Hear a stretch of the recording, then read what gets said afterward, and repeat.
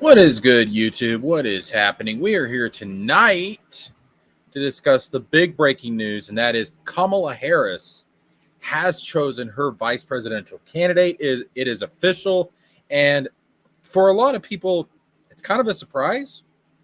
I'm not gonna lie, it's kind of a surprise for me as well. I do apologize for being a bit late, but there's two things your boy needs in order to get on here and do what he does, and that is the nicotine and the caffeine. But we're here. All right.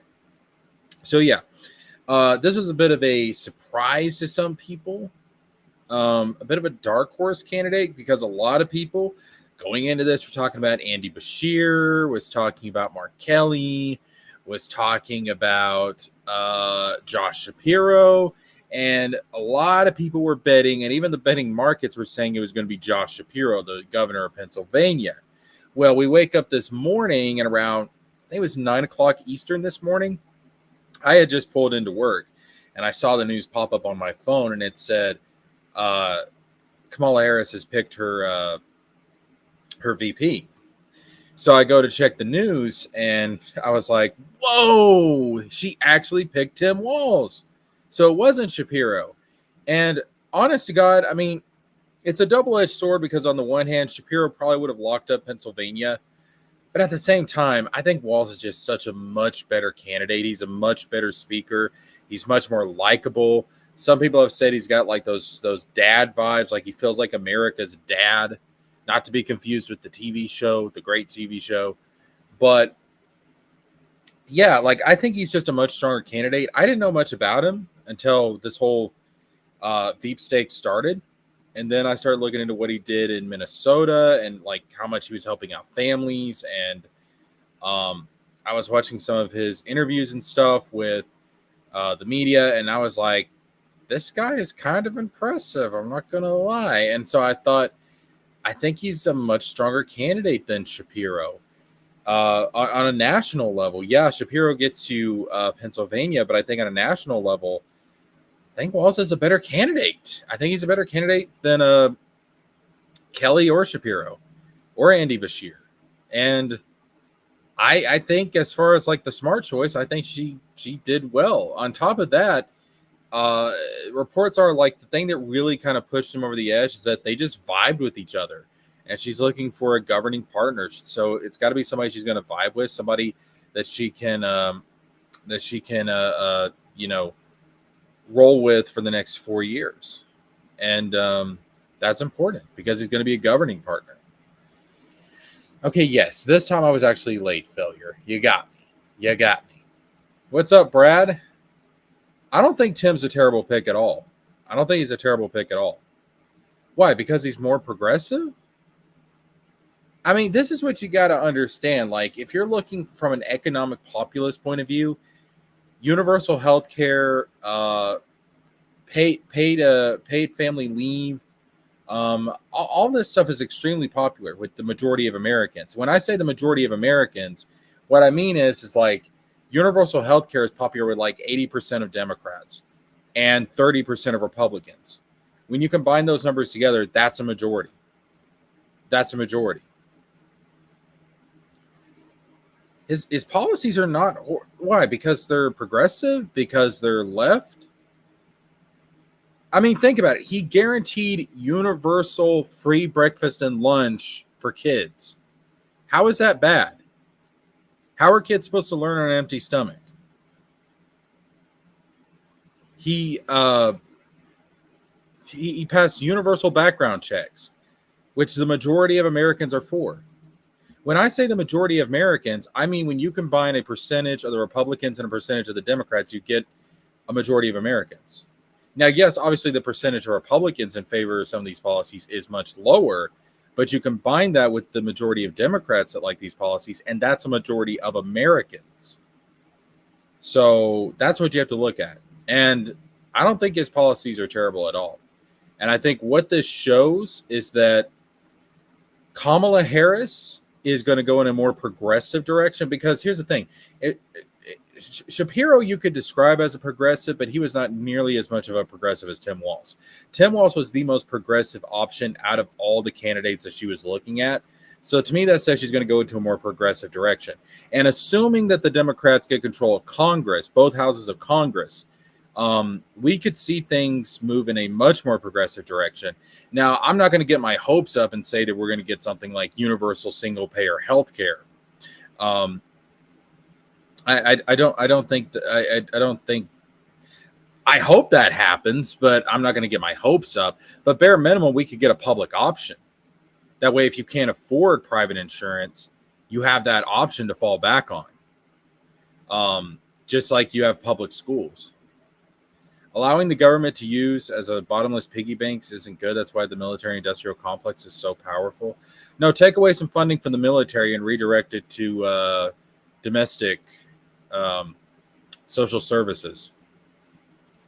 I mean, look, here's the thing. If you want to really get down to it, a lot of these progressive economic policies are things that Thomas Paine, and remember, Thomas Paine is the guy that George Washington straight up said, if it was not for Thomas Paine and his document, Common Sense, the American Revolution would have never happened. He directly looked to Thomas Paine as being the person that inspired the American Revolution. And Thomas Paine was talking about universal basic income and taking care and providing things like social services for the poor. And how did he propose that we pay for this? By taxing the rich. So you could argue that these policies were the foundation of America. The idea that government works for you, you don't work for government, and you damn sure don't work for the corporations, and you damn sure don't work for the wealthy. Because here's the thing, when we have a bunch of wealthy, rich snobs that have more power than everybody else, and that's what we have right now, that's an aristocracy, and it's fucking disgusting.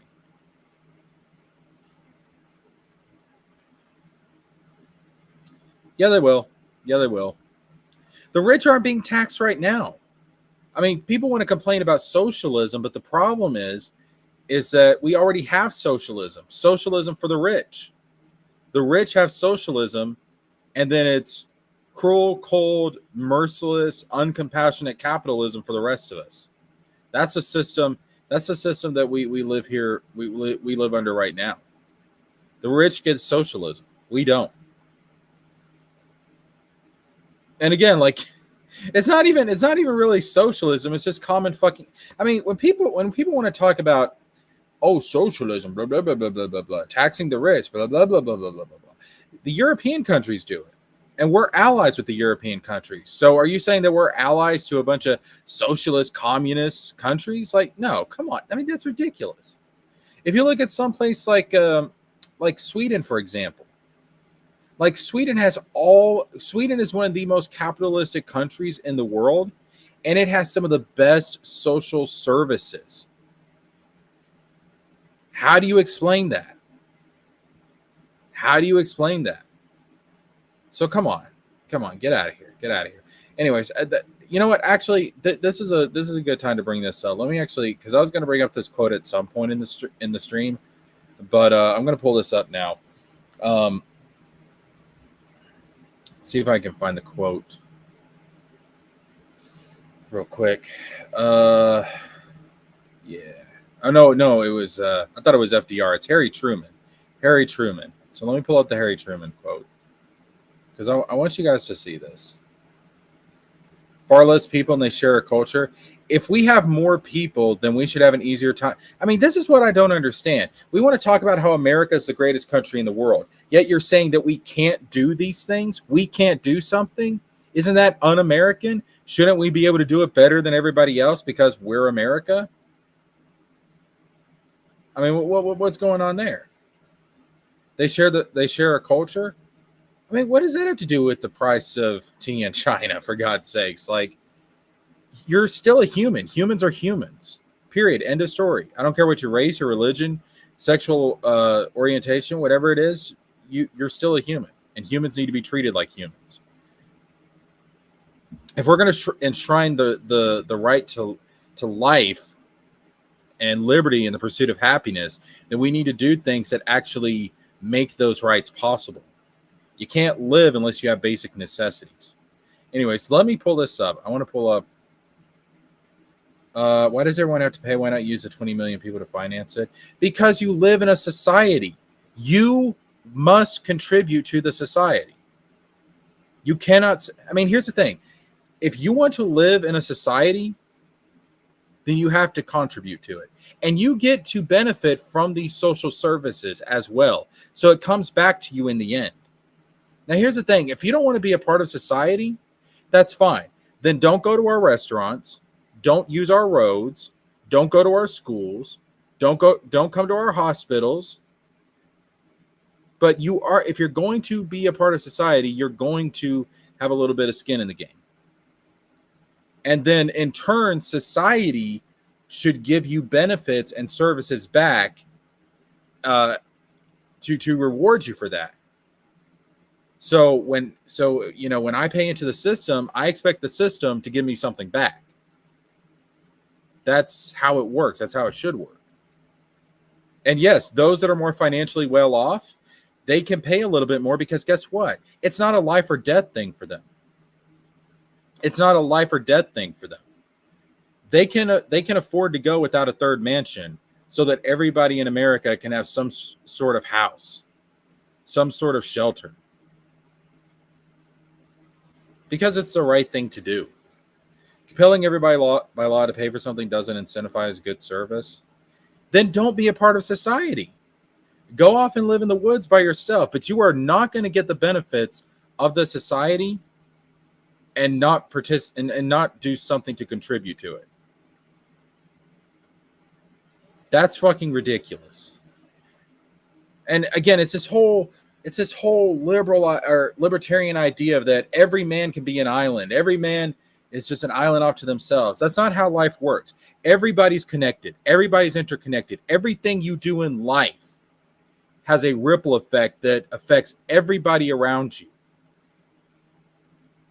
That affects the entire world in some small way. That's why I reject libertarianism, because it's based on this idea that every man is an island unto himself. And that's just bullshit. That's not taught by any meaningful philosophy. Every single religion rejects that. So wait a minute. Are you saying that the Christianity is communist? Are you saying all religions are communist? Because every single legitimate religion teaches that we're all connected. Everything in the world is connected. Look at every major philosophical school of thought. It teaches that everyone is connected. When you say that we are not connected, you're rejecting every religion, every legitimate philosophical school of thought. That is anti-intellectual and it's intellectually dishonest. You do not exist in a vacuum. You are part of a larger system that we call the universe. You are part of a larger system called society. And no matter what you do, no matter how hard you try, no matter how much you fight it, you will always be a part of it. You cannot escape it. Because if you could, then you would be God. The only one that can be above all of that is God. And you're not God. Well, that explains a lot. See, I'm very religious. And I believe in these. I believe in the various. I believe in various aspects of different religions, different philosophies, and I try to create a synchronization. God, I cannot talk. I try to synchronize them in my daily life. So again, that's something. Again, that's just who I am at my core. I see the interconnected web that is reality, and I realize you can't escape it. You're part of it. You're giving all that choice to make decisions to the government, the same government that wants to control everything. That's not, again, no, you're not looking at it correctly. Here's the thing. If you can't afford healthcare, if you can't afford to get a good education, if you can't afford basic necessities, you're going to die and you're going to be stuck and you'll never escape poverty and you'll never be able to become anything in life. But if you have those basic things taken care of, then you have a pathway, you have a chance to move up. Right now, people can't afford a home. People are living paycheck to paycheck. That's no way to live. That's not freedom. That's stagnation. You're stuck. So we need to have something. We need to have something to come in and to break the stagnation. And if it's not government, then give me another entity.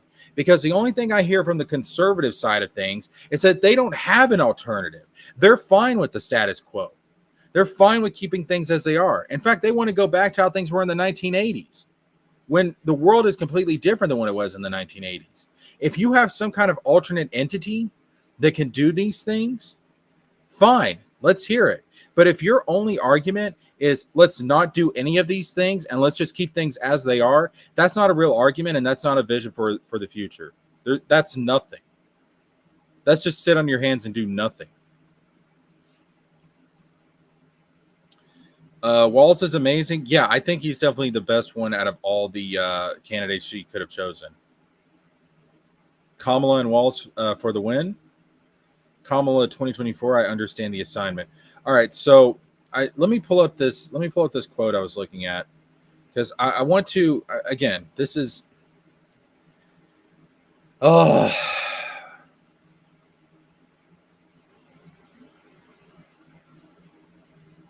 okay.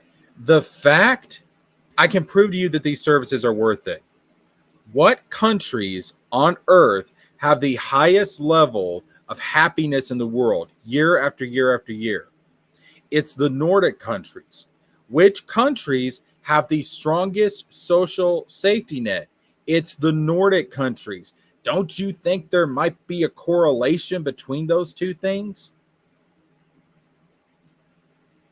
I'm just saying.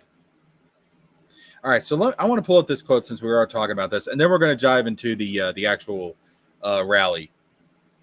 But let me pull this up, because again, guys, you're talking to somebody that used to be like a hardcore Republican, and then as I got older and I saw like how hypocritical people that claim to be Republicans were, and how this stuff actually works in practicality, I was like, wait a minute. This is all bullshit. And then I started looking at other countries, and I looked at like how far ahead they are compared to us. I was like, well, why can't we have that? Why can't we be like that? That seems nice. That seems great. So once you really look into it and you get out of your echo chamber, you start to really be able to form a more rounded opinion. So this is from Harry Truman. Harry Truman says, socialism is what they called public power. Socialism is what they called social security. Socialism is what they called the growth of free and independent labor organizations.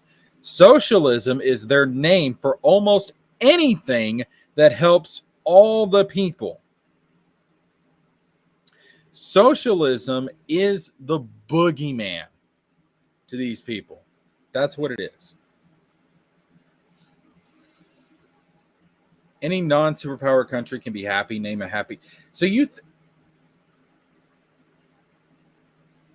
any non-superpower country can be happy. Name a happy superpower country.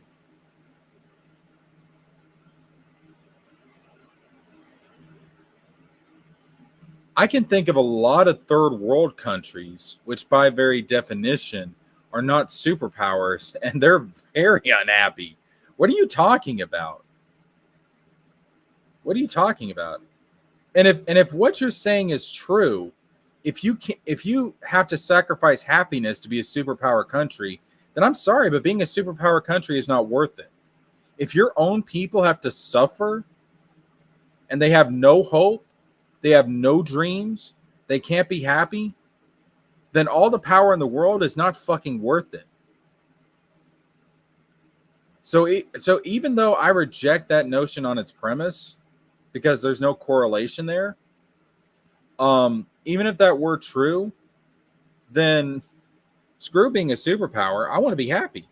I want my neighbors to be happy. I want everybody to be happy. All right, so let's actually dive into this. My brother. Did someone talk about superpowered individuals? My brother in Christ, I have been waiting for Sounds a like an damn extra minute. hero to me. I've been waiting for a damn minute. So, wait a minute, extra hero. Hold up. Do you hear that? Do you hear do you hear that phone ringing? So, pick up that phone because I fucking called it. You called it too early. Oh wait, yeah. Well, first of all, let's go back to the history. You called the new Superman before James Gunn even called it, Uh-huh. and then you called Waltz. Uh-huh. That's pretty good. You want the lottery numbers? I've got the lottery numbers for tonight. I'll help you out, my boy. It's like 300 something million tonight. We can split Talk that. about Damn. sharing the wealth. That's right. Socialism, baby. Let's go. Let's go. I am damn near tempted to start playing the Soviet national anthem. I don't. I can't do Russian. Amazing. I don't have a lot of time, but I did want to pop back in. Oh no, I'm happy to have you here. It's been a minute, bro. Damn, your job must be taking up a lot of time. Dude, I'm so busy with my side hustle that I've been calling into my job telling them that I'm sick. I've been calling into my real job to tell them that I'm sick because my time is too important now. So and I make good money at my real job. I work for Apple customer service. So Is it a good job? it pays more than anything else I've ever worked. That's not what I asked. I asked, is it a good job? Mm, if you're really nerdy about Apple shit, yes. If you're not, fuck no. Okay, well, I might like that because I'm nerdy as fuck when it comes to Apple. Oh, okay. Well then, yeah. Yeah, And then like you don't mind helping people, which I don't think you do mind helping people. Uh, from what I've heard you say tonight. yeah, I'm just a lovable, adorable little chibi. Hmm. A chibi that looks very much like a copyrighted character from one JeskerJames. No. See, Theo has black hair. Oh. I've got dark brown hair, completely different. You're basically Theo's brother. Well, cousin, but you know. No, seriously though, I'm looking at getting another job. This furniture store thing is killing my fucking body. Oh yeah, you're doing hard labor. Yeah, my knees and my back are crying out, please stop, mercy. So at a certain point, I decided that I wouldn't do any hard labor because I feel like it doesn't respect my intelligence, and so that's why I always opt out of anything hard labor unless it's just for myself. Yeah, I'm over it at this point. As far as Right. If I wanted to do hard labor, I would have just went into sports. yeah, So, so I'm started doing a job hunt to. I started last week because I was on vacation. So oh, okay. we'll see what happens. Plus, I'm sick and tired of coming home tired and exhausted every fucking night. Yeah. Yeah. It's like I have other shit to do and I'm too tired Right. to do it. Like Yeah. right now, it is 10 o'clock and I'm having to drink fucking coffee to keep myself awake. So I always do the thing, and it always fails. But I always tell myself, well, I'll just take a little nap tonight. Like I won't actually sleep. 8 hours later. Well, see, I did that tonight. I set up the Yeah. stream. I set up the stream around 7:30. I came home. Yeah. I made dinner. I had some corn dogs and French fries tonight. Not the healthiest dinner, but fuck it. So I had dinner and You then had Sonic? No, I didn't have. No, I made the corn dogs at home Oh, and the French fries and the French fries. in the oven? Yeah. Hmm. Well, you think I made those shits in the microwave? I ain't no amateur. No. I did know a woman who cooked chicken in the microwave. What? Still makes me want to throw up thinking about it. That's disgusting. She used to cook and she still cooks chicken in the microwave. Bro, She puts raw chicken in the microwave and nukes it, she calls it. you can't fucking do that. That's just begging to get food poisoning and parasites. Oh my It God. is, but I mean, she's an old woman, so it hasn't killed her yet. So Oh she's my an old God. woman with 7.5 cats, and it hasn't killed her yet. I had chicken wings yesterday for dinner, and Nice. I fucking deep fried that shit. Like, See, and this is why I gotta ask how you made the fries, because you have deep frying capabilities within you. I do. But the idea of putting raw chicken into the microwave, even if the fucking box said, "Hey, you can microwave this," bitch, Right. you're like, hell no. No. That's all kinds of just Like, no, that's for rookies. I'm not buying that. You, I understand y'all put that on the box to sell to a very specific niche, but I'm doing it the regular way. yeah. No. There's a right way, and then there's a what the fuck way. Yeah. That's just no. So let me get your thoughts on this real quick. What do you think about Kamala Harris?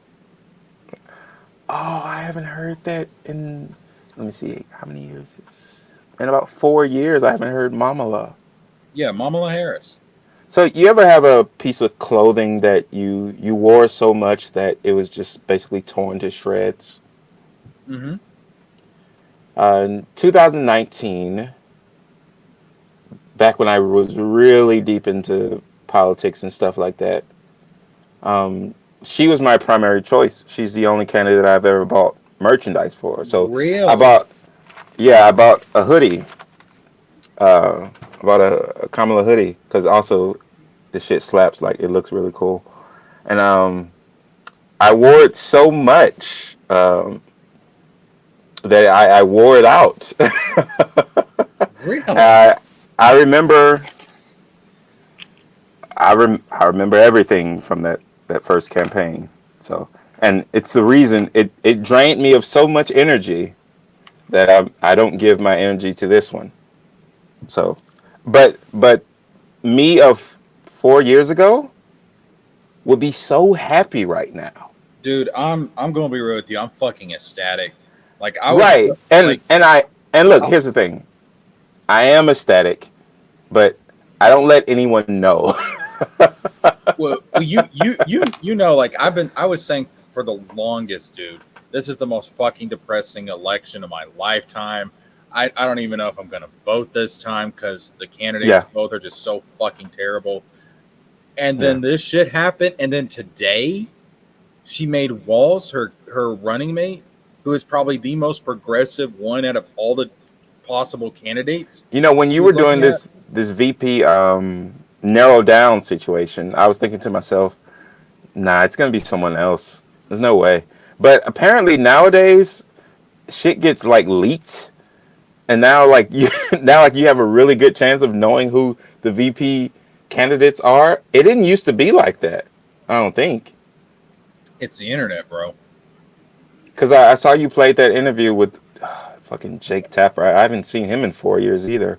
But I saw you play that interview with him and Walz, and I was like, wait, but how do they know he's in the running?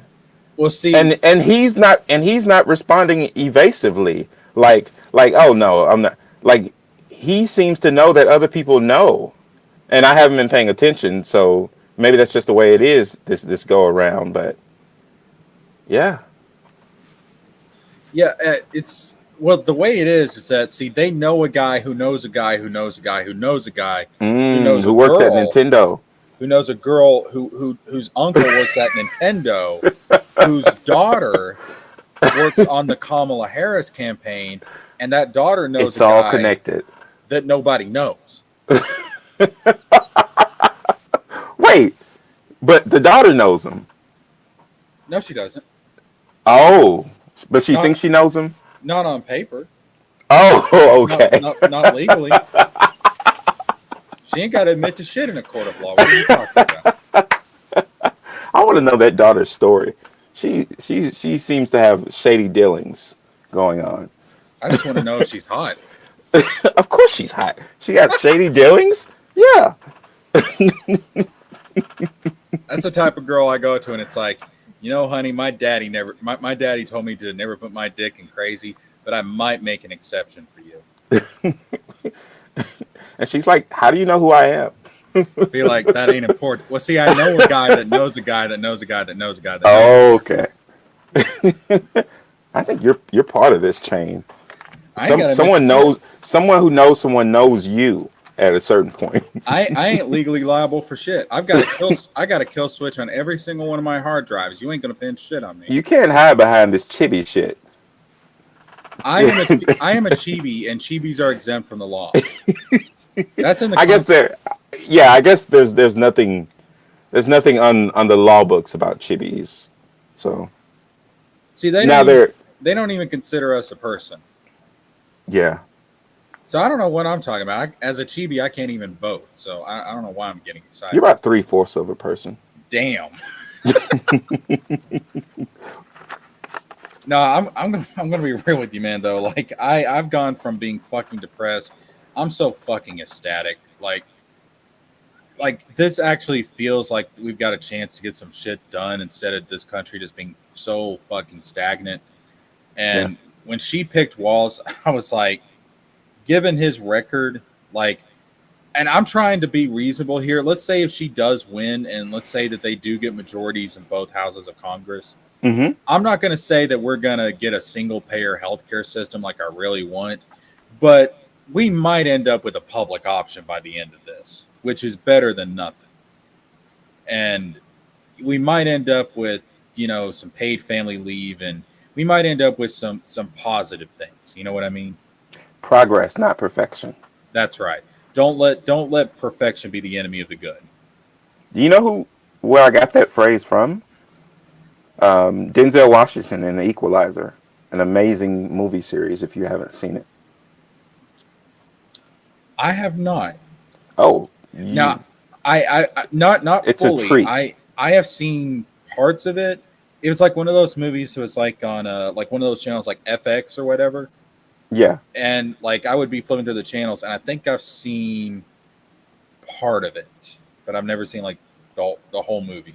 So it's like, so he's, speaking of people who know some people who know some people who know some people, he's one of those people. Like he's like that nobody knows. That nobody knows and that knows people. Yeah. Oh. He's exactly that. But he's like he's so cool. He's damn near a superhero. He's a superhero, but more violent. So he's a vigilante. Definitely. He's who you call when the police can't help you. And he's very good at his job. One of his gimmicks is whenever he has an opponent, he sets his watch to the exact amount of time it'll take to defeat them. See, I know, and then he defeats them. I know a guy like that.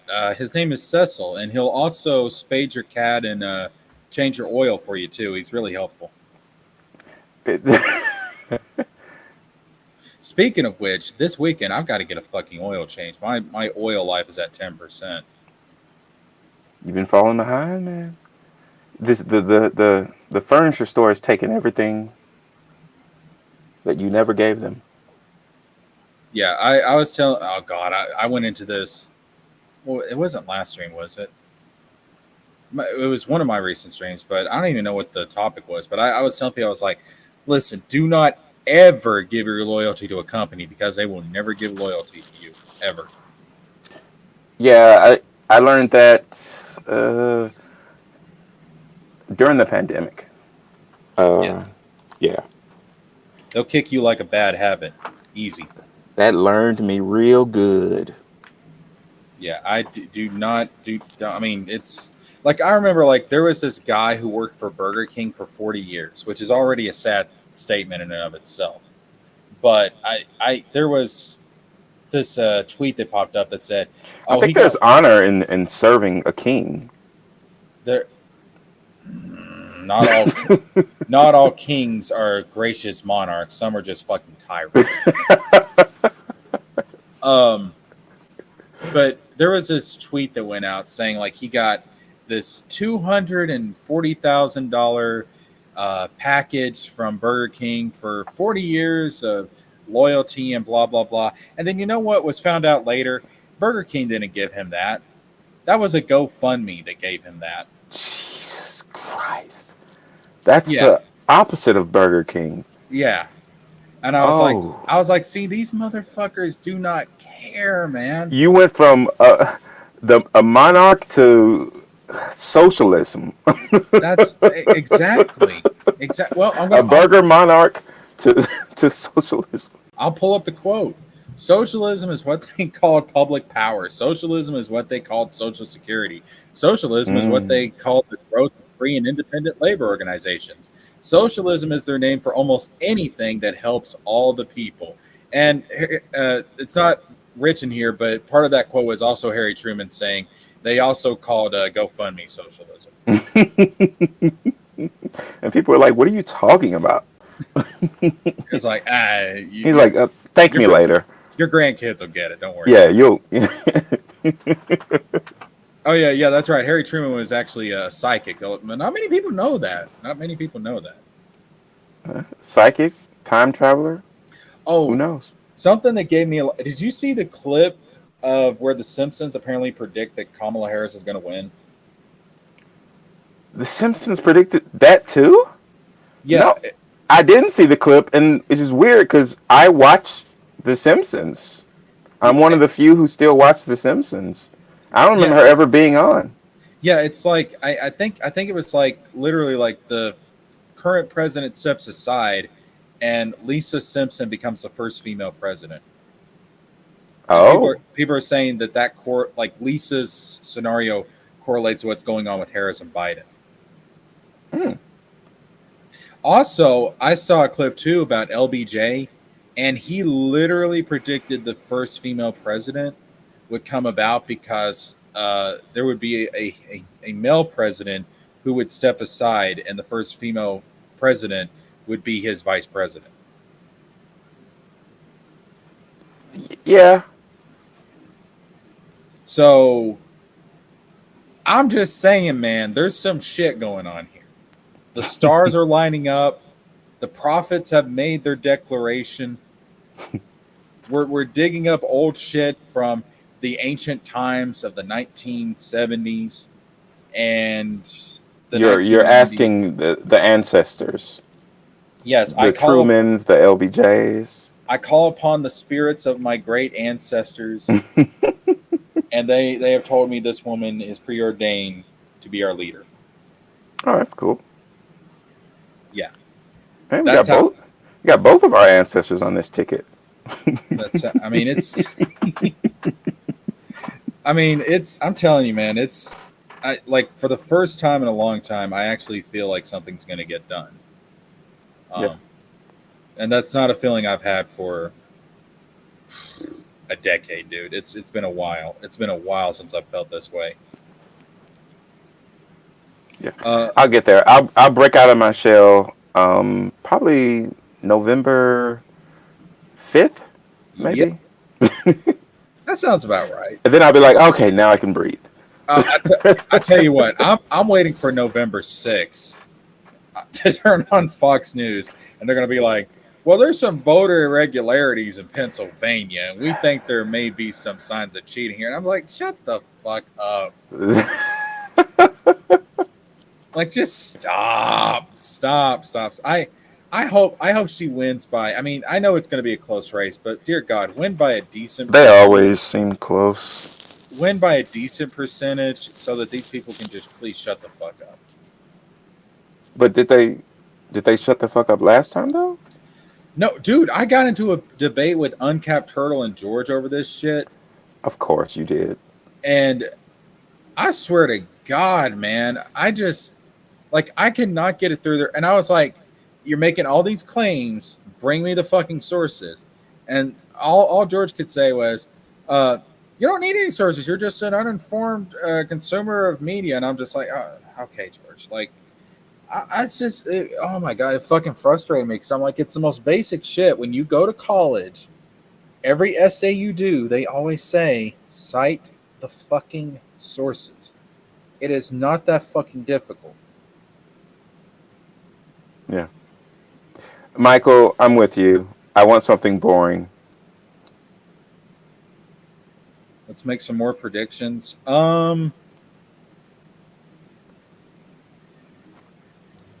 Donald Trump will say the N word at some point in his Oh campaign. God. Did you see him at that gathering of like the black journalists and stuff? No. Again, I'm not actually paying attention to this race. I already know how I'm going to play, so I put all my effort into the last race. So He got on there and he actually said, "Well, she used to be Indian until she decided to become black." And I'm like, that's not how that works, but okay. That so remember where I was 4 years ago. I've heard everything they could possibly throw at this woman. So I know it has to be recycled because now she's in more of a pedestal position. But Well, honest to God, they don't know what to do. They're like freaking out. If you look at what's going on, like they really, because they thought they were going to run against Biden, and then all of a sudden she pops in here and they don't know what the fuck to do, and they're like, we don't know how to talk to a girl, and it's like, oh, okay, this is some grade schooler bullshit. Like, did you but not it go through puberty? doesn't make any sense. They ran against her last time though. Yeah, They but knew that she was always a breath away from the presidency. yeah, but It's not like she's a a wild card that came out of nowhere. She was there. yeah, but I think that they were under the impression that Biden's ego was going to win out and he was going to stick in there, and they just didn't. I mean, because think about it from Trump's perspective. Do you think Trump would ever step aside? He would ever give up power? No, So I don't. right, and Trump is one of those people that is unable to comprehend that somebody would act in a way different from himself. So in his mind, he's thinking, well, Biden's not going to step aside because why would you ever give up power? Why would anyone ever do that?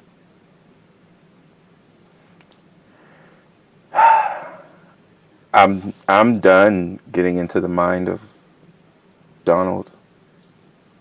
You don't want to get stuck in that maze? No.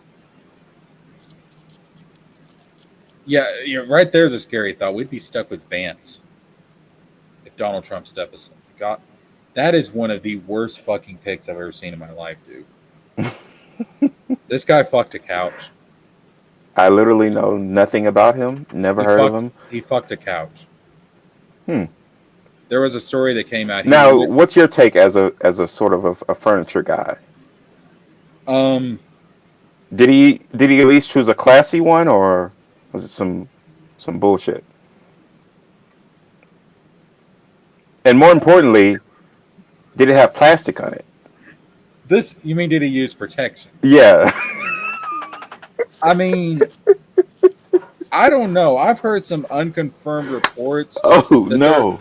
there You may can't have shout that out. there may have been an illegitimate ottoman that came out of that Oh union. no. Just, Oh. I can't imagine being that ottoman. You feel so empty inside. I agree. I agree with what Tim Walz has been saying. These people are weird, man. Yeah. He's gonna He have lived. like that ottoman's gonna have like a weird fetish. He's just gonna be like a foot guy.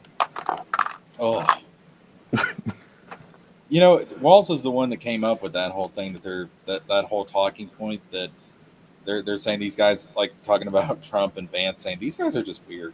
He was literally the one that came up with that.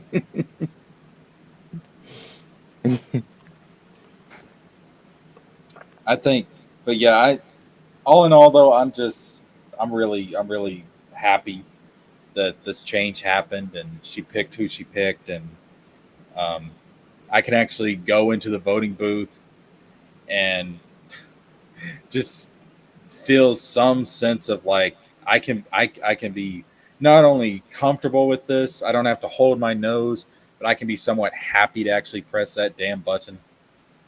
And And you get that cool sticker, the I voted sticker.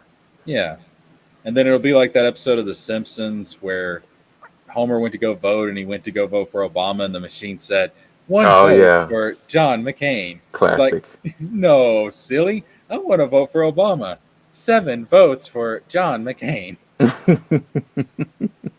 Go in there and just be like, all right, Harris and Walz, there it is, and vote. 13 votes for Trump and Vance. No, Mm. no, no, no, no, no, no. And then it just ends up like sucking me into the machine and shredding me up into pieces. It's democracy, yay. So I have a question. So can felons run for president now? Well, apparently, since everybody stopped giving a fuck at some point, Okay, I mean that opens up the field. Like I know a few rappers who could get enough support. I mean, Not Kanye. oh God. I remember seeing him on my ballot, thinking, "Boy, I really like that first album." God, man, that's no. If Kanye ever got in, if Kanye became president, I'm gonna be running in the opposite direction of the border. Like, just get me. It's gonna be like that scene from The Lion King. You're gonna have all these people from Mexico trying to come in. They're gonna be like, "Let me in, let me in, let me in," and I'm gonna be running the opposite direction, going, "Let me out, let me out, let me out." Man can't even design a decent looking pair of sneakers. So what? Oh, that reminds me, dude. I This is how you know I've been paying way too much attention to the political stuff.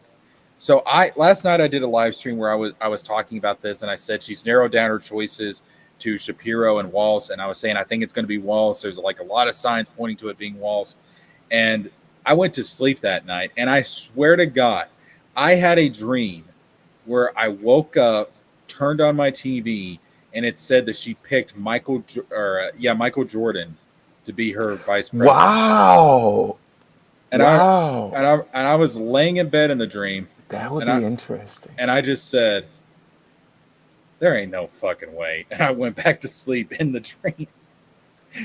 I've never even considered him, but now I think he could do some. He could he can do some. That's like a picking like a Dwayne Johnson level. That was some crazy shit. I don't know. I don't know why he came to mind, but dude, I remember like I almost knew like this could not be real in the dream. Like I almost had I like mean, you get almost the basketball vote. You get. I almost had like it was like a lucid dream almost where I recognized like You get the Space there ain't Jam vote. there ain't no way this shit is real. And I Anyone who's just ever loved Looney Tunes, you got them. You got that coalition locked up. I mean there was a time in this Chicago, country of course.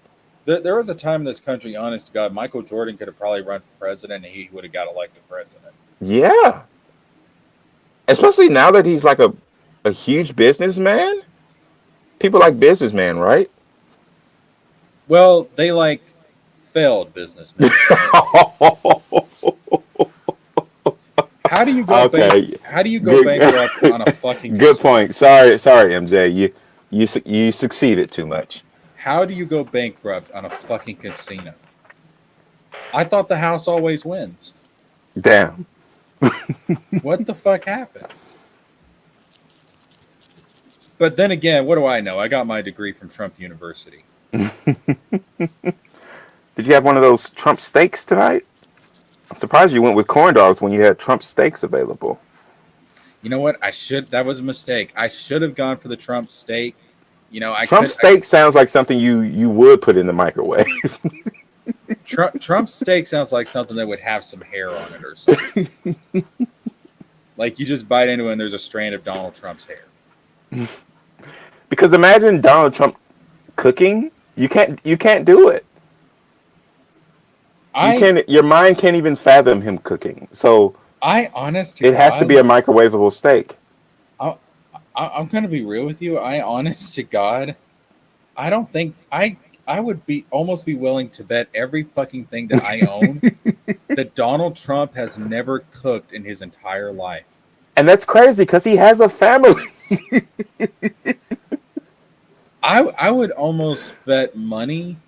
The bare minimum of what a man should be able to do. That since Melania married him, she has probably never cooked since she married the guy. Mm. If that doesn't tell you how different our lives is from these people, remember when he invited that basketball team to the White House? Oh yeah, and he got them fast food. It was nuts. It's like you're the president. You have some of the best chefs working for you. What the fuck are you doing? And it all comes back to Burger King. Oh, that's disgusting. I forgot that Trump famously likes to also eat junk food. He didn't just try to give it to other people. Oh yeah, the Trump sneakers. That's right. He's trying to compete with Michael Jordan. He's trying to compete with Kanye, which is sort of stabbing him in the back after all that Kanye tried to do for him. Dude, I'll never get over that SNL skit from a couple years back, or well, I guess it's been more than that now because this is during Trump's administration. When Kanye went to the White House and they had Kanye on the skit and he was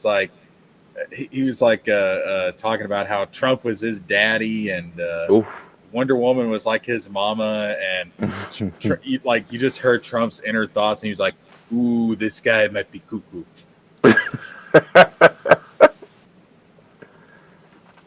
Yeah. But he made Jesus walks, so. I don't get this. If I was that rich, I would not be eating fucking fast food. Unless I just had like a really, really strong craving for the shit. You know what I would do? I would hire a chef to make a healthier version of it that tastes just as good or better. Like whenever I'm on Instagram, I see a lot of reels with people remaking like the famous Taco Bell items, but out of like real stuff. Yeah. That's what I would get. I would get one of those trendy motherfuckers to. So you would have it. You would have it look like it actually does in the commercials. Oh wow! Yeah, that's an art, isn't it? Just making it look nothing like what you get. I can't tell you how heartbroken I was when I finally realized after years and years and years that my Big Mac does not look like the Big Mac on all the promotional material. Mm. Yeah. Michael says, I want Trump to make an electric car to compete with Elon. Mm. But don't you know all that climate change stuff is just fear-mongering? God, I haven't used Twitter in about 3 years, so. How do you survive, man? I loved it too much, so I had to let it go. Same with Facebook. Haven't you ever heard the phrase, if you really love something, hold on to it as tight as possible and never let it fucking go? Yeah, I guess I must have been hearing the bootleg version my whole life, because I got this. Apparently. Trump wouldn't make an electric car. That would go against his entire messaging that, yeah, that's true. He would make a coal-powered car. Oh. I can just feel myself getting black lung just thinking about that. Yeah. Ugh. No, but it would be made in America. No, well, no, it wouldn't. Let's be honest. It wouldn't be made in America. No, it wouldn't. It would be Yeah, for everybody that says like, oh, Fords and Chevys and Dodge, it's all made in America. No, no, no, no, no, no, no, no, no, no, no. It might be assembled in America, but those parts are made in China. Yeah. Don't get it twisted. You might put it together. See, it's like when I put a puzzle together, I'm assembling it in America, but that puzzle was made in China. Mm. Don't get it twisted. And besides, the Japanese make better cars anyways, so fuck. Do they? They do. What's a model of a Japanese car? I never think about Japan when I think of cars. Wait, really? No, I think of all the European countries. Toyota, Honda, Oh yeah. Nissan, Subaru, Mazda, Mitsubishi. Oh, they make all the sort of budget friendly cars. Well, Honda and Toyota, they have like their luxury brands like Lexus and Acura. I literally did not know those were related. You didn't know that? So you did? No. Yeah, Lexus is the luxury brand. So you know how like Ford has Lincoln? Mm-hmm. Okay, yeah. So it's the same thing. Toyota has Lexus, and Honda Ford has Lincoln. Here you go again talking about presidents. and Lincoln. Listen, I'm just saying, if conservatives were around back then, they would have been pissed at Abraham Lincoln because when he went in there to the South, that was government intervention. That was socialism or communism or something, I guess. It's true. Why didn't he just let the states handle it? That's right. That's right. It was all about states. It was all about states' rights. Remember? Now they don't ever go on to explain states' rights to do what necessarily. They just say states' rights. Yeah. They don't ever want to finish the point. But okay. Some people might call that being intellectually dishonest. No, like I have owned one American vehicle in my life, and that was the first vehicle I ever got, and that was a Ford Explorer SUV. And after that, I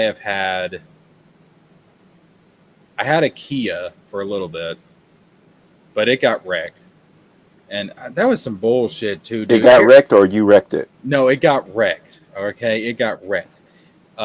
This chick came up behind me and she wrecked my back end. Okay, so you take that however you want. I'll take it both ways. as you should. I would expect no less. First the car, then you. But oh god.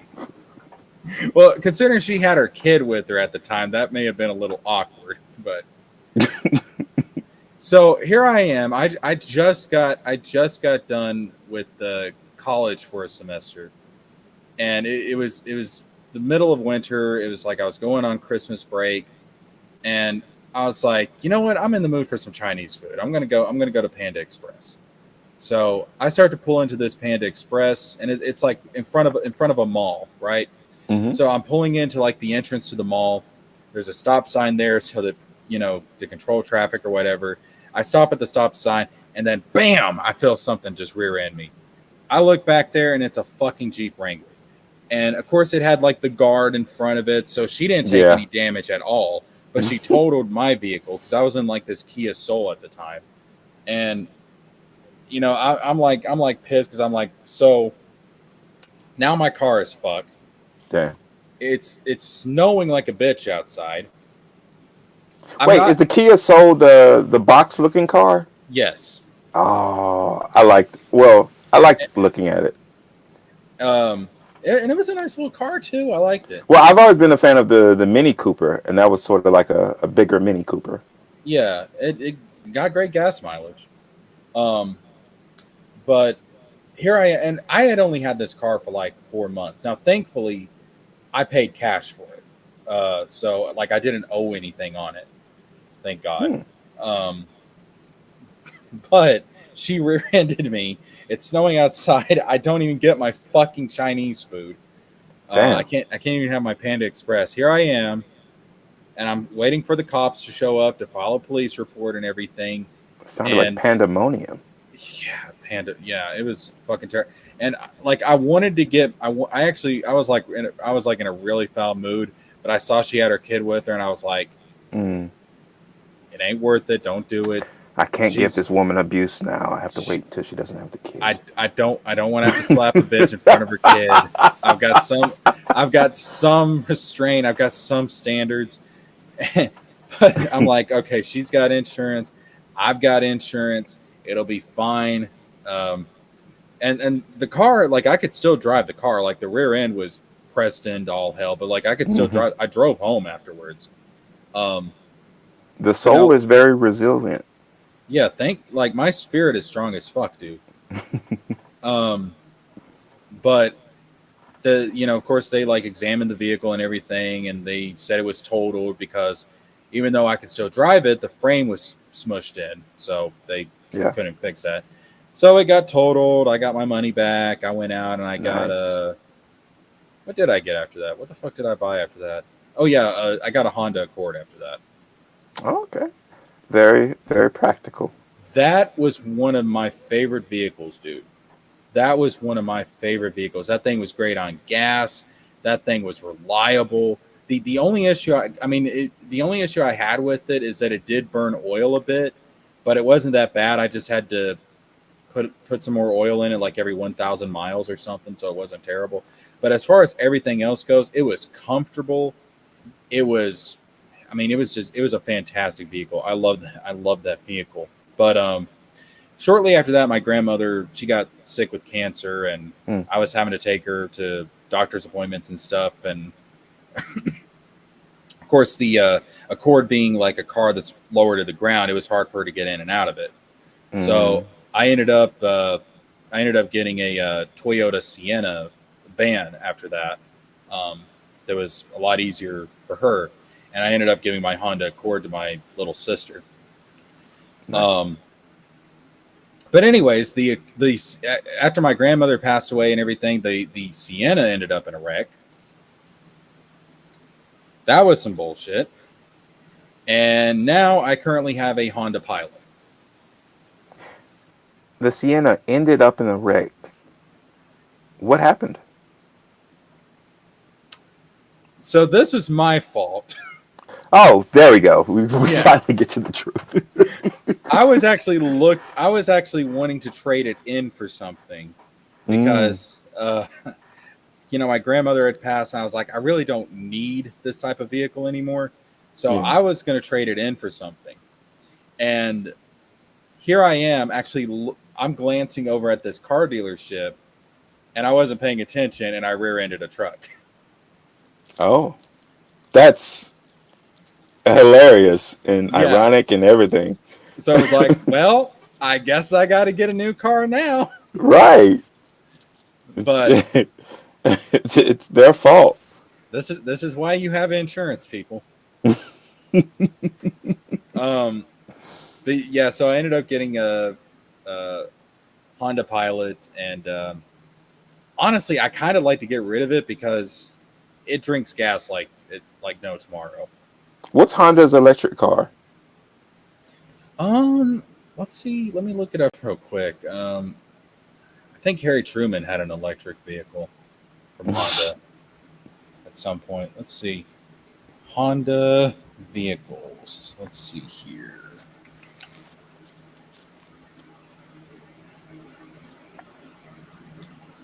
Mm. I think this is it. I think it's the all electric, all adventure SUV is here. The Prologue. The Prologue. That's not a good name. It's really not. The Prologue is the part of the book a lot of people skip. don't call it that. They open that bitch up and they're just like, Prologue. Fuck this. They open it up and they're like, skip. What you got?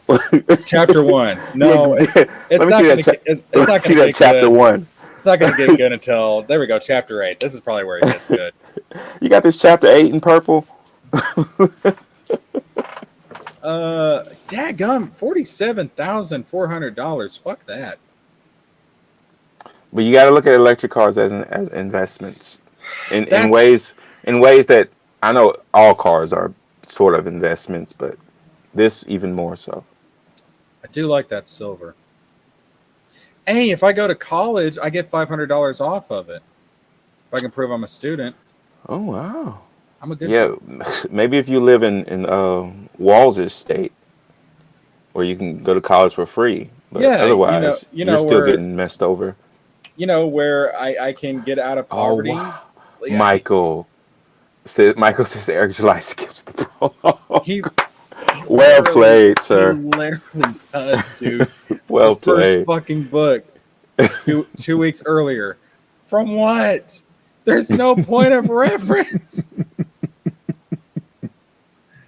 I mean, Oh, Michael's got a point. Cars really are kind of shitty investments this is making me because realize that I also unsubscribed from Rippaverse at a certain point. Oh, I remember when I unsubscribed.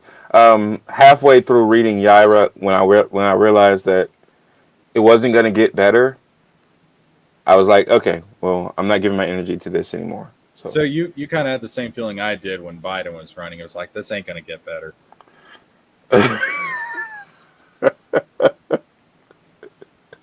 I suppose That's that right there is a color. I love off colors. I love whenever I see a yellow car. Whenever I see a yellow car, it just brightens my day. Oh, you know that show that I talk about a lot, Once Upon a Time? Yes. Okay, the main character Emma, the Hmm. daughter of Snow White and Prince Charming, she actually has a yellow beetle. Wow. You see, that's a vibe right there. And like she was like in it with the evil queen one time and they were being chased by Chernobog and the evil queen said, "Why'd you pick yellow?" She was like, I stole the car. I like yellow. Why are we talking about this?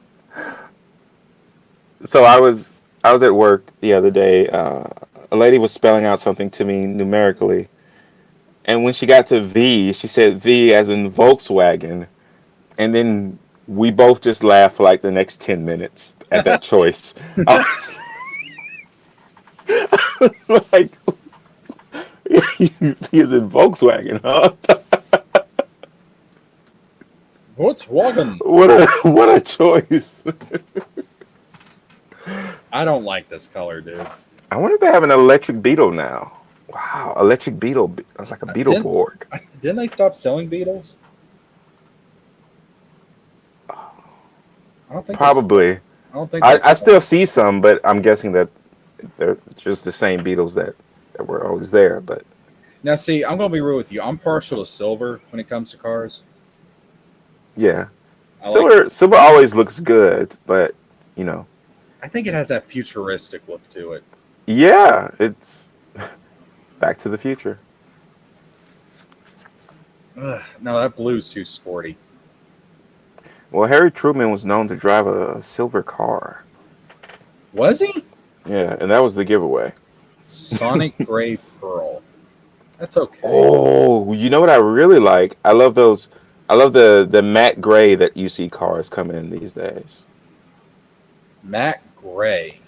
The the silver, yeah, where it's specifically not silver, but it's clearly just gray. Like this? Yeah, I think this is matte gray. I can't tell because it's like a fake car, but yeah. Well, yeah. Well, you don't think that's real? You don't think I'm actually there's a car sitting in a showroom somewhere and I'm Well, actually this one says gray pearl, and the paint I'm thinking about doesn't have any pearl. I don't think so. well, see, this is like the silver silver. Yeah, and it's definitely not metallic. It's anti-metallic. I don't know. Mm, I mean, this looks good, but I ain't paying $50,000 for a car. There's probably some sort of government subsidies you can get for an electric vehicle. Yo, that's right. When she gets into office, I might be able to get a free electric car. Here we go. Mm. And when I said subsidy, I didn't mean free, but you sort No, of I want jumped off. I want You jumped we way past discount. we I want my socialist vehicle and I want it now. Although I keep seeing ads that if you live in Texas, you can get solar power for free for your house if your bill is over $70 a month. So Michael says, I watched Once Upon a Time. I got up to the season after Evil Peter Pan. I should go back and finish it. That show is so fucking addictive. I remember watching it and thinking, why is this show so competent? It didn't need to be. It really, like, the premise, like, you wouldn't think it would work. Right. But holy shit, it works. I was like, wait, why did they make this actually good? Dude, that was a This show was just supposed to be fan service. that was a show that back in the day, man, when it was coming on television, I never missed a Sunday. 8 o'clock Sunday evenings, I watched Once Upon a Time. I popped me some popcorn, I set my ass down, and I watched Once Upon a Time. And one of my favorite characters from that show. Well, I love him, but I hate him at the same time. Rumpelstiltskin. Yeah, he's the GOAT. He's the GOAT. Robert. I cannot imagine anybody else playing that character. Robert Carlyle just did fantastic. Yeah, All magic comes. I knew nothing about him, but he blew me away. I was like, oh, I did not have that on my bingo card that I care about Rumpelstiltskin. I mean, it was just fucking. All magic comes with a price, dearie. Oh God, just wicked, just amazing. And then, like, his relationship with Belle, like, just. Yeah. Oh yeah, God, they really put their foot in that. And the thing is, like, Belle was actually supposed to be just like a one-off character originally, because she, like, if you go back to the promos for the first episode with her, it says that the actress was just guest starring, and then she became a regular. Nice. God, you can't just have Belle guest star. Come on, you gotta. She's many people's favorite Disney princess, maybe even mine. Although I don't know enough about all of them to say. We've had more princesses since. So. Well, I would say Belle is probably up there for me because she has that adventurous, kind of, like, I'm not going to conform to attitude. Yeah. I love that. She loved her. Books. She wasn't afraid of the beast. Like, come on. And you had Emma Watson play her. That was a death nail to any more objections you could have had. So exactly. But yeah, I love that show. Like, I still go back and I rewatch clips, and of course I've got Disney Plus. I love to rewatch the show. Now, didn't Disney Plus fuse with Max, or are they just combining for like a promotion or something like that? So I think you can get a bundle. Okay. You can get Max and Disney Plus together as a bundle. Nice. But have we heard any updates on the HBO Green Lantern show? Not yet. I'm still waiting on. I've heard updates on the Harry Potter. Oh, you have? What have you? Yeah. Well, last I heard, they narrowed down the choice of who was going to be the showrunner or whatever, and they seem to be pretty good. So I trust them. Who are they saying is going to be the showrunner? I forget her name. I don't really know showrunner names like that. Oh, have you seen Wolverine and Deadpool? I have no interest in that at all. Dude, it's fun. No. You need to. I know that. Yeah, funny. It's funny as. I'm gonna do a review of it tomorrow, but it's funny as fuck. I'm not a Deadpool guy. It's funny as fuck, dude. And my Wolverine was the video game X-Men Origin Wolverine. That's my Wolverine. Now that's a fucking take right there. That's a fucking take.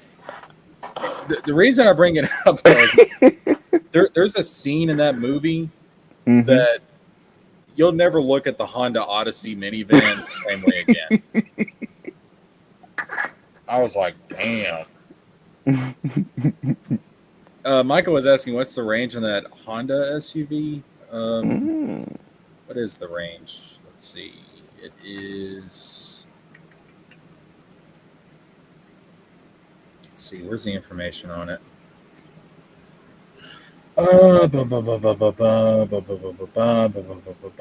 the general information? Where's the general? Fuck it. Where's the general information on this bitch? Let's go to build. See if that tells us anything.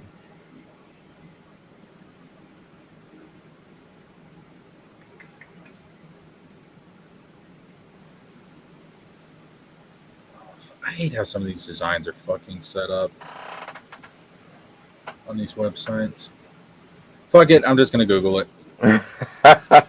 Honda Prologue range. That's what we get. Not range. 273 to 296 miles, battery only. Wow. Says it's competitive, but not outstanding. Although it is outstanding when compared to the gas. Absolutely. No, it's if the next vehicle I get. See, I kind of wish. Honest to God, there's times where I kind of wish somebody would just hit my fucking car. I don't want to cause an accident, but if somebody else wants to hit my car, that way I can collect insurance money. Honest to God, I'd probably get a hybrid or something. Are you going to do the same thing with the American health insurance structure? Just pray someone hurts you so you can so you can use your health insurance benefits. Maybe. It's like, God, please, come on, just take that saw and cut the arm off, please, dear God. I want do it so I can get a fucking artificial hand. I want to Luke Skywalker this bitch. Let's go. You just start trying to piss off gangs. Just what are you gonna do about it? just walk into an area known for gangs and just be like, can I have your attention, gentlemen, please? I have an announcement to make. I fucked all of your moms.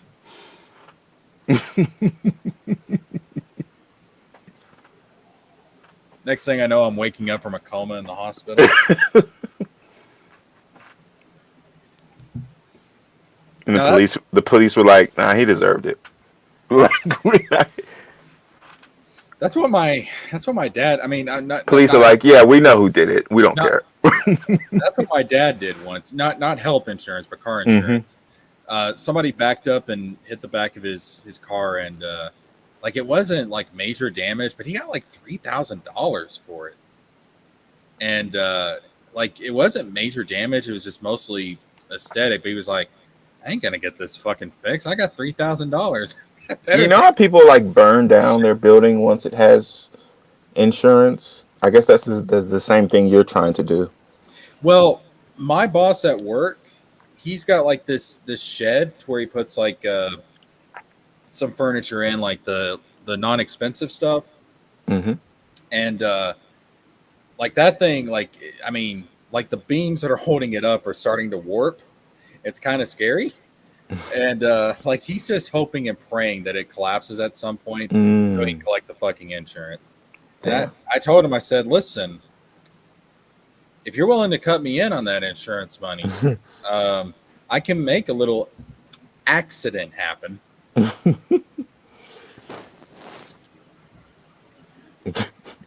But actually, he just made a deal with, what is it? Lazy Boy, I think it is. Start selling that. So he's actually got plans to knock down the shed and expand his showroom. Which that's not going to be for like a year and a half. And hopefully I won't be, if I'm still working at that store in a year, I may have to take I may have to Minecraft myself. Let's just put it that way. When your friends come into your store, do they ask you if you're the manager yet? My friends don't shop at that store. Oh, right. You're right. Who the fuck can afford furniture these days? Yeah, what the fuck are you talking about? That shit's overpriced anyways. What the fuck? Although I will say one benefit of working at a furniture store, Hmm. um, he only charges like because we work there, we only have to pay like 10% over cost. Oh, nice. Yeah, so we get like That's what I liked about working at Best Buy too. yeah, because I actually bought a couple of mattresses from there, and like the price that I got for like both mattresses, it was basically like a 2 for 1 deal at that point because Nice. I got them for the price of like what one mattress would have been normally. So, Oh, cool. but yeah, there's some advantages, but now my body's just getting to the point to where it's saying like, no, you need to get something else. Yeah. I was looking up at the Harris campaign website to see if they had any openings. Oh, Um, you want to do some canvassing? maybe. Hmm. I don't know if I do a good enough job. Maybe I'll. Can you imagine if I went to You work? absolutely would. You're articulate. You're knowledgeable. You know how to talk to people. What more do you need? Oh, You I've you had people seem tell me to care. I've had So, people tell me straight up, uh, you should be a speechwriter. oh, that'd be good. Can you imagine if I got out there and like I was able to like organize some shit and I like flipped Tennessee to go blue? That would be some shit. Wow. And then Kamala calls me up and she's like, "Dog, I don't." And this would be exactly how she would say it. Dog, I don't know how you did it, but that's fucking impressive. You want a job in the White House? I'd be like, yes, yes, I do. Flipping Tennessee. That'd be some shit. Tennessee blue. God, dude, can you imagine? And then like they call me up on like CNN or I would write a MSNBC, country song called Tennessee Blue if that ever happened. and they're like, um, so we hear you're the one responsible for flipping Tennessee blue, sir. I know we're on national television and part of my language, but how the fuck did you do? I'd be like, and to get on there, I'll just talk like Boomhauer. I mean, articulate and all that stuff, man. Yo. But no, that'd be. That would be some shit. Then the truth would come out. Dolly Parton helped you.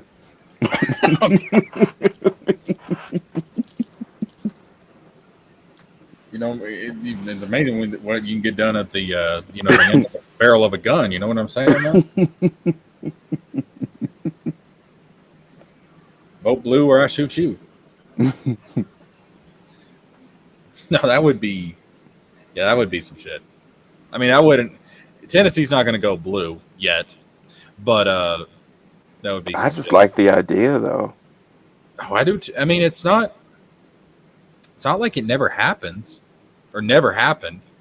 Um, Actually, hold on. Let me look up. When was the last time Tennessee voted blue? When was the last time Tennessee voted for a Democrat? And I spelled my own state wrong. Fuck.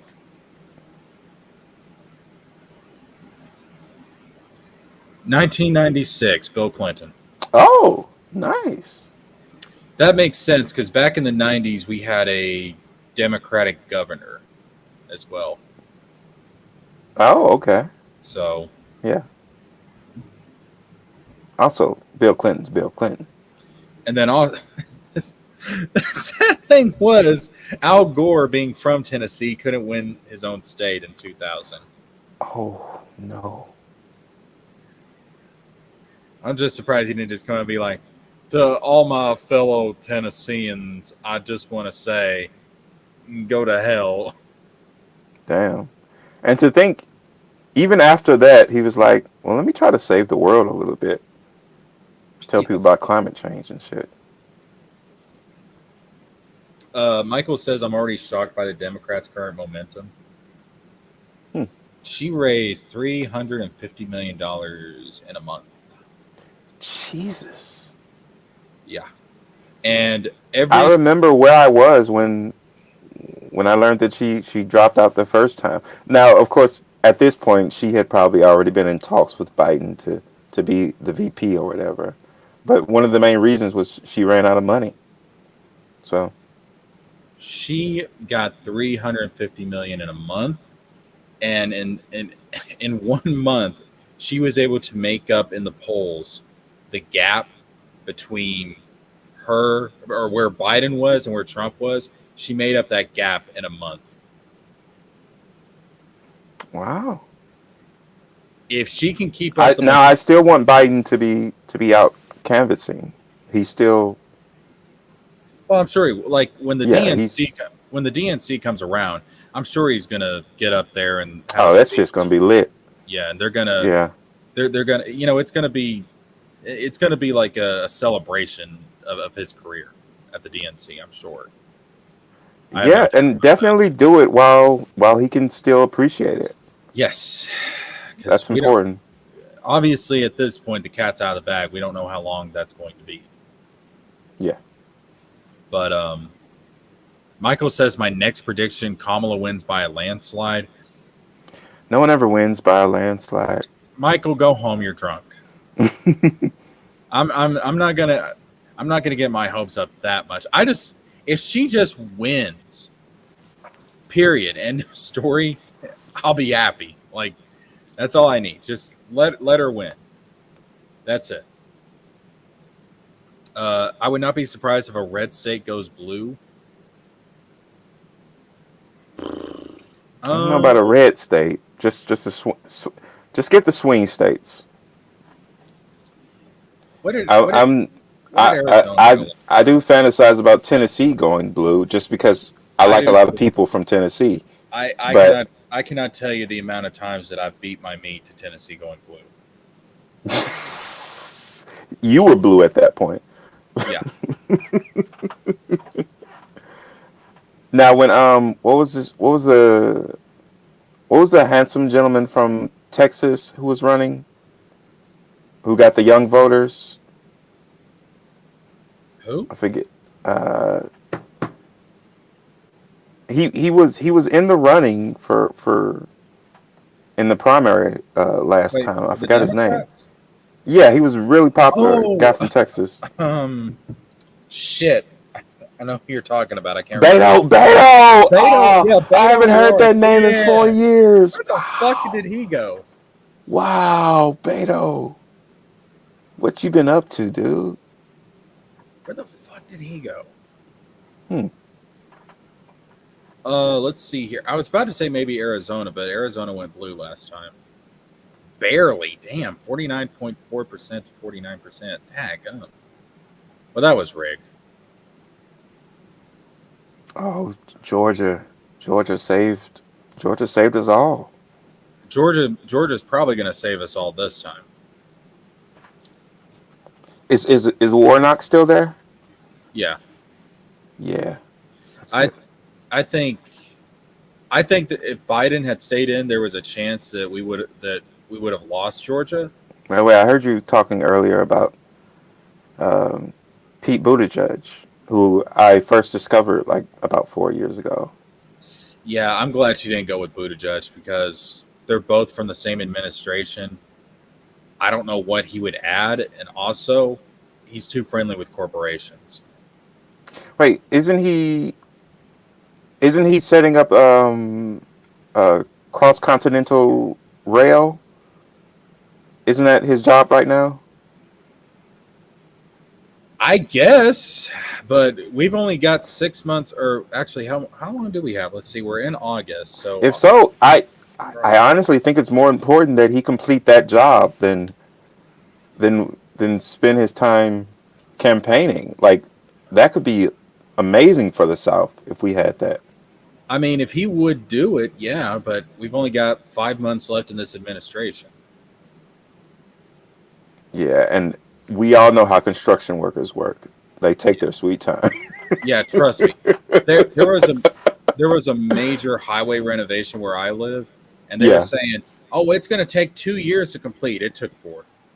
Damn. Yeah. Anytime somebody says it's going to take this long to complete, I automatically just add 2 years on it. It's going to take 2 weeks. I thought it was going to take 2 years and 2 weeks. Huh? Yeah.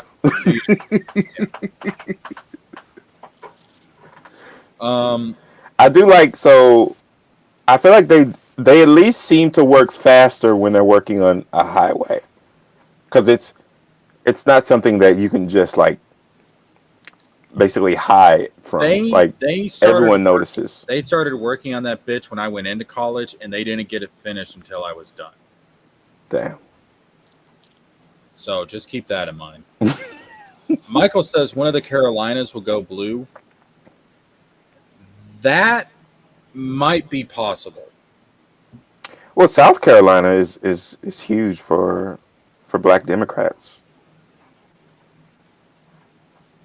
It's the reason why Bernie didn't it's the reason why Biden beat Bernie in the primary. Yeah. One of the Carolinas, I could see one of the Carolinas going blue. Now, this is interesting. I've actually heard from Democrats down in Florida, and they're talking about like there is like so much momentum. There's a chance they might turn. No. I never put faith in Florida. I don't think that's gonna. Well, you shouldn't, because Florida. You can never. No, nothing's disappointed me more in life than Florida. So you shouldn't. You shouldn't, because despite what all the promotions for Disney World say, right, the happiest place on earth, Florida is actually the closest place to hell on planet Earth. So Florida even has Harry Potter World, which I want to go to one day, but I'm just so anti-Florida. I can't do it. Dude, look at Florida. It's a penis. It's straight up a penis. It is America's penis. But unlike yours, it's not blue. It's it's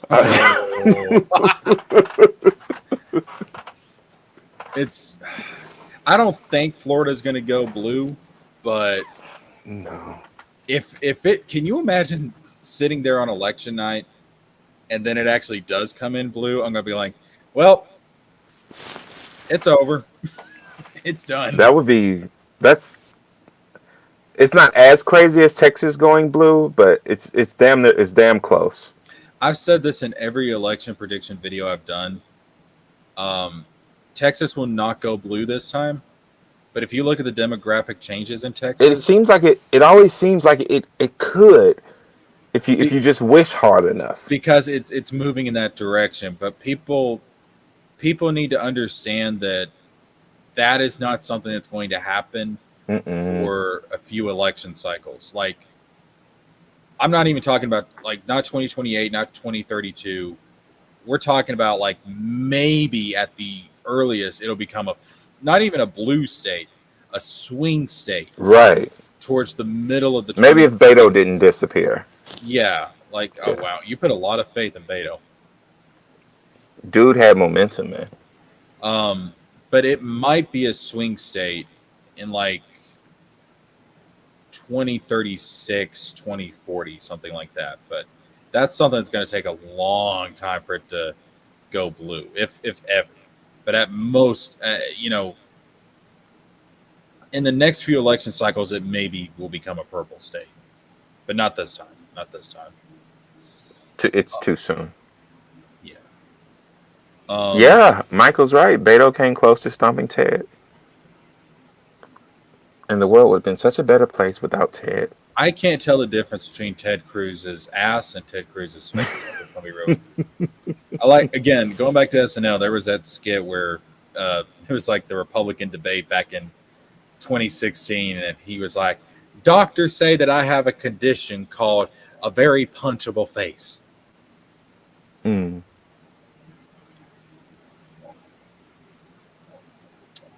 Yeah, I don't see Florida going blue.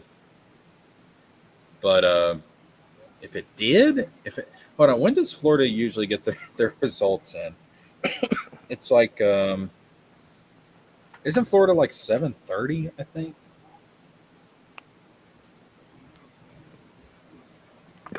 Do people consider Florida a swing state? It used to be. Yeah, for some reason it always felt like a swing state, but when's the last time? Probably Um, Barack. Barack probably won Florida once. yeah, I think Obama did win Florida. 8 p.m. So if at 8 p.m. on November 5th, Florida comes in and it's going blue, then we might get that fucking landslide. DeSantis would blow his brains out. Like, Yeah, they get on there and be like, and this is a breaking news alert. We here at MSNBC can report that Governor Ron DeSantis is on suicide watch. Michael is on it. Obama did win Florida, and he Uh, won Ohio. Oh yeah, that was crazy. we're getting reports from inside the governor's mansion that apparently he has confined himself and locked himself inside of one of his bathrooms, and his wife is now pleading for him to come out, saying, "It's okay, honey. Even if she becomes president, you're still governor, and you can still control Disneyland as you please." Mm. I remember Obama won. Dude, I mean, there's some people saying that she has got momentum like Obama did, She has she has the ability to rebuild the Obama coalition, as which we if that called it. if that happens, there might be a chance for a landslide. Mm. Because let's not get it twisted. No, but she's also a woman, so that 2008 election was a landslide. rest in peace, McCain. Yeah, McCain, like one of the only respectable. And I guess long live Sarah Palin. I just pictured. I never think about her, but she's such a huge figure that I usually don't think about her, but she still exists in the world. It's like that scene from The Grinch. Can you imagine like seeing Sarah Palin being like, "Are you still living?" DeSantis would be happy if Kamala won. He'd be able to run in 2028. Yeah. Well, he could do that anyways because Trump can't serve another term. Vance is the new Palin. So where do you get your wow. where do you get your information from, Mr. Vance? Which newspapers do you read? Oh God. All of them. All of them. Any in particular? I'll look into it and I'll get back to you on that. Oh wow. It's like, just say you don't read the fuck. Listen, folks, I'm going to let you in on a little secret. I do not read the newspaper because I am not a fucking old man. But you know what? I have access to the internet. Which is basically the newspaper. Essentially, yeah. God, Vance is the new Palin. That's some shit right there. What's your foreign policy experience? I can see Canada from my house. Oh God. She gave us so many gems. She actually said I can see Russia from my house. Well, that's great, honey. I've got where I live, there's this lookout on top of a mountain. I can see 5 states from that lookout. That doesn't make me an expert on North Carolina, South Carolina, Kentucky, and Virginia, and the what the fuck is the other one? Alabama, I think you can see from there. Anyways, that doesn't make me an expert on those fucking states. So who all was in the running for VP? Was Amy Klobuchar considered? So the ones that were considered were there was some speculation on like Gretchen Whitmer, but she said early on. Big Gretch. Yeah, but she said that she wasn't going to do it early on, so she wasn't really a contender once Kamala got in there. The ones that were the governor of I think it's South Carolina. He was up there, but then he said that he wouldn't accept it, and the reason why is because apparently, like I don't know how it works. I think the attorneys general is appointed by the state legislature, and apparently, like his attorney general is a fucking psycho. So Ah, he didn't want to leave because that attorney general those would end up lines of being governor. succession are a motherfucker. Yeah, but yeah, it was Mark Kelly, the senator from Arizona, Josh Shapiro. I remember hearing about Mark Kelly last time. He's an astronaut. Oh, yeah, he's the astronaut. He was married to an Gabby. amazing woman who had something. Yeah, Yeah. yeah. Oh, I remember Gabby. Um, Pritzker, who is the governor of Illinois. Never heard of Uh, him. yeah, that would have been crazy if she would have picked him because they're going to win Illinois anyway. So who cares? um, And let's see who else. Shapiro, I'm sorry. The name alone disqualifies you. There's too much baggage. It's not No, even your baggage. no joke. On one of the streams where I was talking about this shit, people thought I meant Ben Shapiro. So Exactly. I was No, like, guys, no, that's no, no, no, no, Josh Shapiro. there's no upside to this. And then, and think about all the very very low information voters out there. They hear Ben Shapiro talking shit about Kamala, and then they're like, "Oh well, even our vice president doesn't like her." It's like, no, you can't choose him. I'm Well, sorry. what would have killed me is Ben Shapiro would have got on to the Daily Wire and made a bunch of jokes about it, and I would have been like, "Shut the fuck up, just please, shut up, God, I Or he would can't." have made a rap song. You know, he tries to rap now. Oh, So so yeah, it was Kelly Shapiro, Pritzker, Buttigieg, um, Andy Beshear, the governor of Kentucky. mm, Let's see, Waltz was not even one of the original people. He was kind of a dark horse that came in like the last oh, week or so. But interesting. apparently, so here's the thing: like Nancy Pelosi was hyping him up, the House Democrats were hyping him up. Biden apparently liked him a lot. Like he made Biden laugh. Hmm. He made Biden very happy. Uh, and apparently, like she just was really vibing with him, and that's why she went with him. Mm, cool. That. And by vibing, that means that they got high the night before and had a great time. Well, there's never been a greater vibe than John McCain and Sarah Palin. That was just a great, a great. It wasn't an awkward mix at all. Uh, Dude, after that election, they had nothing to do with each other. They had zilch to do with each other. John McCain was like, if I ever see you again, it'll be too soon. oh, It's like, I was a prisoner of war, and I would still take that over ever associating with you ever again. is Mitt Romney still kicking around? Yeah, Mitt Romney's still around. He's not going to seek a re-election, though, because Right. he actually said, and this is honorable, he actually said, it's time to let the next generation step up. Yeah, Mitt has lots of moments of being honorable. Yeah, and then he has moments where it's like, I don't support a government healthcare system. And then Yeah, the moderators are like, well, didn't you set one of those up in Massachusetts when you exactly. were I governor? remember. And he was like, I'm Uh, going to ignore that question and instead talk about binders full of women. yeah, That that's what got me about like Romney. Romney is somebody who has gotten better since that election, but yeah. during that election, like him like dissing a Medicare for all plan, and that's essentially what Romney Care was in Massachusetts.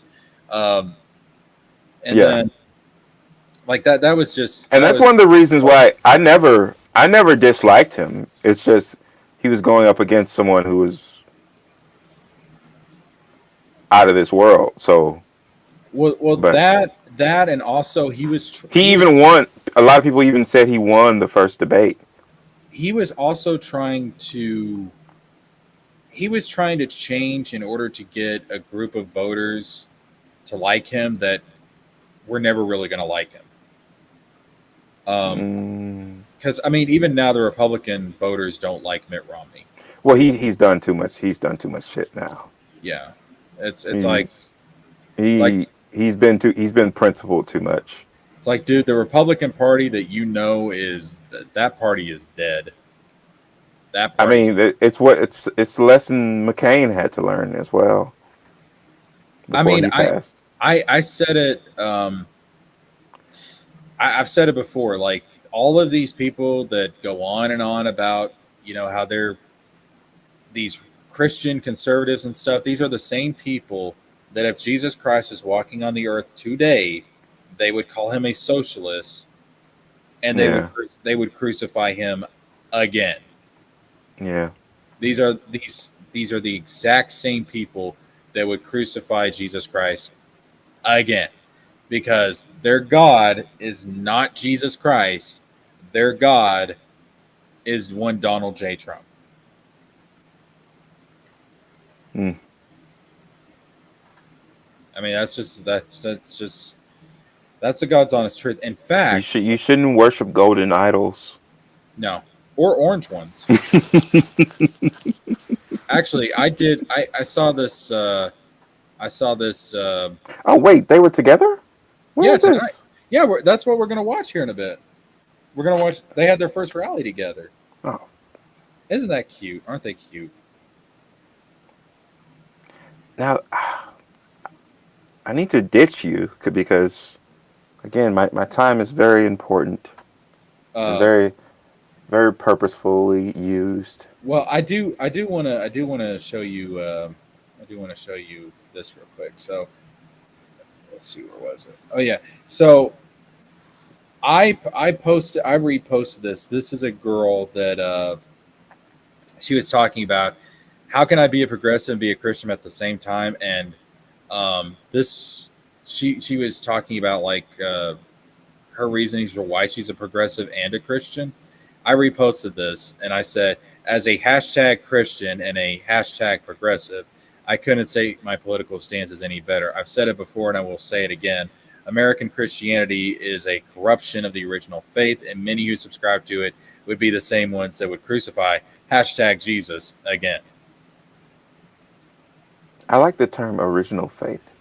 Some When you study Christianity and you study what it started out as and what it's become, especially in America, it's very eye-opening. Let me put it to you like this. I don't think Jesus Christ would be a huge fan of Kenneth Copeland, okay? But no, this girl, I really liked what she said. It's only 40 seconds. Every single video that I make, how can you be a Christian and be progressive? To that I say, how could I not be? Growing up in the church, I was always taught that Jesus loves all people. He heals the sick, he feeds the hungry, he cares for the needy, and he accepts the foreigner. So then I grow up, and I support policies that reflect those ideals, like universal health care, humane immigration policies, making sure that children don't die from gun violence in schools, making sure that we advocate for homeless and low-income families to have their basic needs met, making sure that the marginalized and oppressed communities in this country are advocated for. Because when Jesus said, "Whatever you do unto the least of these, you do unto me," I took that literally, and I urge more Christians to do the same. So to answer this question... But that's socialism. That's communism. No, we can't have that. I don't when people Donald Trump is the savior to these people. It's a cult. So like Christianity and Donald Trump, what's Christian about him? He kissed the American flag on stage, and the flag is equal to the cross. I mean, dude, I've argued with people before. The right has conflated Christianity and Americanism so much that they don't see the difference. Like, I swear to God, they think that Jesus rode into Jerusalem not on a donkey, but on a Ford F-150 with an American flag waving on top of it. That was actually Truman who did that. Yeah, and the disciples were all in the back of the truck, and you heard "America, fuck yeah" blaring on the radio as he drove into Jerusalem. Like That's the type of Christianity that we've got in America. When he said America, he meant North America. It's I don't know. It's just it's eye opening. It really is. Like I've said it before. Like if I was to say like what sect of Christianity is probably the closest to the original faith, like some people will say, well, Catholicism. Catholicism's better than the whole evangelical thing that we've got going on in America. But I don't even think Catholicism is exactly. Well, I don't think any group is exactly what the original faith was. But the one that gets the closest is probably the Orthodox Church. The problem is that Orthodoxy is not widespread in the United States. It's not very common. I love the term original faith. It makes me think of uh, ancient magic from Harry Potter, like the stuff that they don't learn at Hogwarts, the stuff that saved Harry's life. Yeah, this is why I tell people like I would describe myself more as like somebody that lines up with the mystical tradition of Christianity because I think that's far more accurate. Because really, if you go back and you look at the original teachings, I mean, like I've told people this, like I'm a universalist. Like I believe that when it's all said and done, everybody, like whatever heaven is, whether it's some kind of state on earth or whether it's a place that we go to, whatever it is, everybody gets there eventually. And if you actually read the original, I'm not talking about the King James version of the Bible. It's like, no, the King James version of the Bible is horribly mistranslated. If you look at the original Greek text, ancient Greek text that the Old Testament was written in, and you look at the words that are used, there is no indication of eternal punishment. Now, there is indication of some kind of punishment, but it's not eternal. Mm. So this is why I am a universal. In other words, it would be something more akin to the idea of purgatory.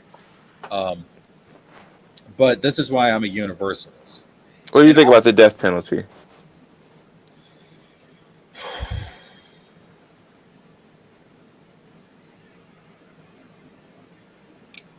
It's strange. So Hmm.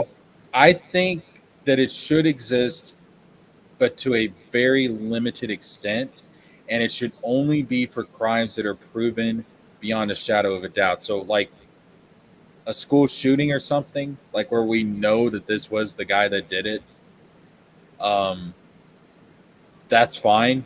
But if it's there's a lot of cases to where there's always going to be that question of doubt, Yeah. and in those cases, no. So yes, but to a very limited extent. Um,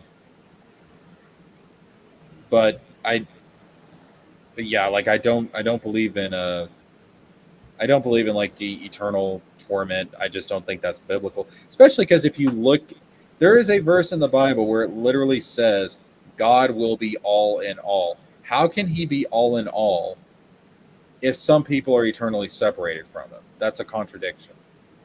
Mm. And the term that is often translated as eternal in the Bible is Hmm. the Greek word aeon, and that does not mean eternal in the ancient Greek. It Mm. means it means for an age. Oh. It does not mean eternal. It means for an age. So again, you need to go back and if you're a Christian, do not just take what your parents say word for word. Do not take what your pastor says word for word. Go and research the original faith. A lot of people don't know this, but there was a period of time in Christian history where even the idea of reincarnation was accepted to a certain extent. And you can still find traces of that even in the King James version, because like they talk about how when it comes to the man that was blind, um, and people were asking him like, who, and he was blind from birth. Remember, this is not like he became blind later in life; he was blind from birth. But the people were asking him, teacher, like, who is to blame? Like, whose sins are to blame for this man's affliction? his parents' sins or his sins. Well, now, if he was blind from birth, why would they even bring up the possibility that his sins could have caused him to be blind? Could have been a punishment for that affliction. Could have been a punishment. Okay, why do I have 2 extra heroes? Because I fucked with my internet a little bit. That's nasty. But no, so the indication I didn't there even is have that virus protection, so you always need to have protection. Remember, I thought kids. since I was on the Mac, I didn't need virus protection. So Remember, kids. Always use your conundrums. So no, the implication there is that if this guy's sins caused him to be blind from birth, when did he have a chance to sin? So the implication there is that he must have sinned in an earlier lifetime. And if you go back to Judaism, which Christianity arose out of, there is a concept of reincarnation in Judaism. So again, people, you need to go back and you need to look at the origins of your faith. Don't just take what your pastor and your parents and your grandparents have, because I used to do that. And then I actually studied. I wanted to learn. And when I did, I discovered this shit is a lot more complicated. And there's been some, let's say, twisting of the truth when it comes to this. All right, Pastor Jesker's done now. amen. Amen. Hallelujah. Hallelujah. Amen. Holy shit. Early Christianity used the Tau cross, which is older than the Star of David. Well, there is some indication that the cross actually originates from the Egyptian Ankh. There's actually a lot of interesting connections between the ancient Egyptian faith and Christianity when you look into it, And Yu-Gi-Oh. And exactly, Atem died for your sin. Don't you know that, extra hero? Did he die or did he live on in the spirit of the Millennium puzzle? Well, Jesus came back eventually. It didn't take Jesus 5,000 years to come back. Oh damn! He did it in We're not 3 doing days. we're not doing epic religious battles of history. I want to see that now. I want a fighting game where it's just all these religious figures just fighting each other. That seems blasphemous. It is, and it would be a huge controversy, and you would get canceled for it. But and have we learned nothing from the South Park situation? Oh yeah, well, South Park's uncancelable. Let's just be real. Yeah. I was wondering, are they never going to go back to making regular episodes? Because now each episode is like a huge event, right? It's like a No. You need to say it correctly. It's huge. oh. Come on, extra. Let's go on a trip. Let's go on a trip to China. Ugh. I can't wait till we can forget about all this. Me too. I can't wait till it's fucking over. I just when she gets sworn in, I'm gonna be like, it's over. The nightmare's fucking over. And then it'll be January 6th, 2.0 probably. Oh yeah. That I don't know about everyone else, but that shit was unforgivable. That it was just like the people in that building, they represented like that's democracy that was attacked that day. I was like, oh no. That is literally how the transfer of power has been. This country, since its inception, has had that event as the peaceful transfer of power since its foundation. That is something that, and listen, America's got a lot of shit that it cannot be proud of, but that right there is one of the things we could always be proud of. And they broke a 200 plus something year old tradition of the peaceful transfer of power. That is fucking ridiculous. Yeah, That's unacceptable. You can't. That's what banana republics do, is that type of shit. We're not supposed to do that here. We're supposed to be above that. Yeah.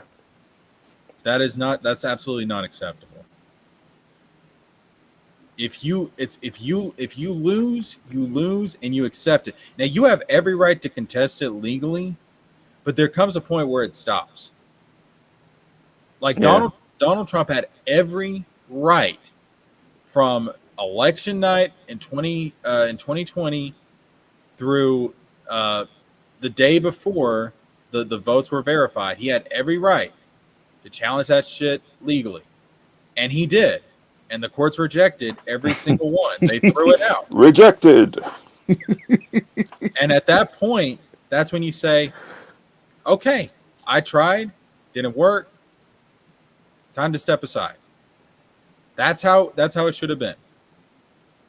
But no, he couldn't do that. And he's still bitching about it to this day. He's still going on about it to this day. He still says it's rigged. If he loses, and the way things are going, it looks like he's going to lose again, he is still going to bitch about it. He is going to say that it was rigged. She could win 40 states, and he would still say this shit's rigged. It's like, dude, just go bow out with some fucking dignity and grace. Yeah. I mean, look at the 2000 election. Like, that was a huge legal battle between Bush and Gore. But when it was decided, and I'll be real with you, I think you can make the argument that Gore technically won that election, but whatever. But yeah, he sort of pulled out at the end. Yeah, and that was the right thing to do. That was the right thing to do. Now, looking back, that's word to Biden. Looking back on it, in hindsight, I wish he would have won. Oh yeah. I mean, we probably would have had a lot of the stuff that I want. Probably would have got it. The world would be different. Yeah, there was actually an SNL skit where it showed like what would happen if he won, and it was like, "Hi, America. I'm so happy that all of you are enjoying your electric cars and your free health care."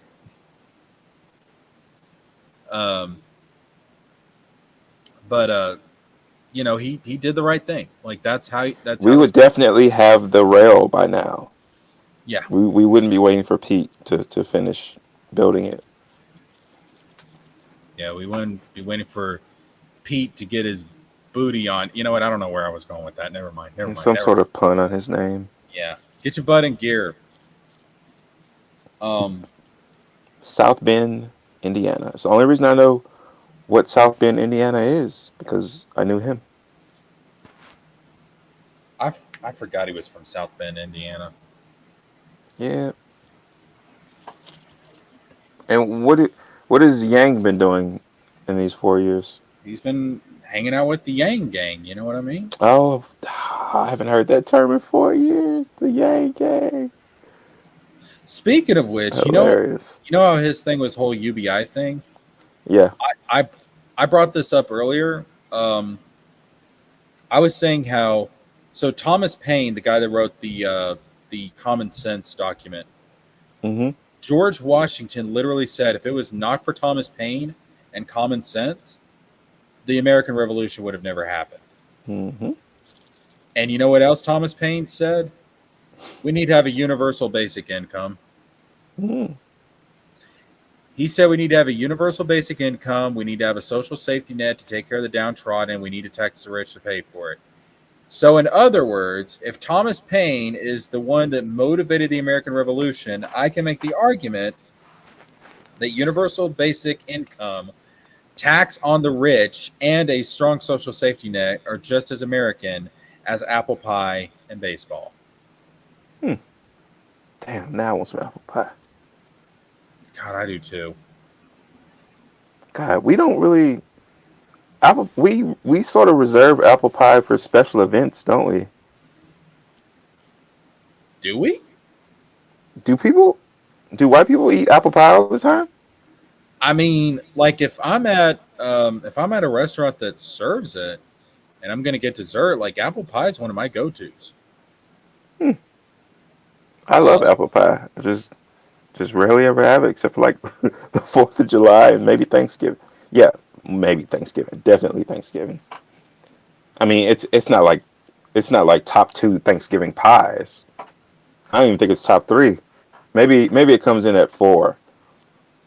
Well, see, usually for Thanksgiving we have a pumpkin pie and a pecan pie, Right. and then for Christmas, And black people, we love sweet potato pie, so for Christmas, we'll do that. you can't go wrong with sweet potato pie either. I still think Nope. pumpkin is superior, but And that's something we have to get past in order to unite. there's a sweet potato pumpkin pie. a sweet potato. Oh wow. That's what Harris Walz are gonna have for Thanksgiving. See, that's the message that we need to send out to America. This Thanksgiving, you don't have to like each other, but you are going to eat at the same fucking table. Mama is in the kitchen, and she's cooking up something good. She's cooking up something real good.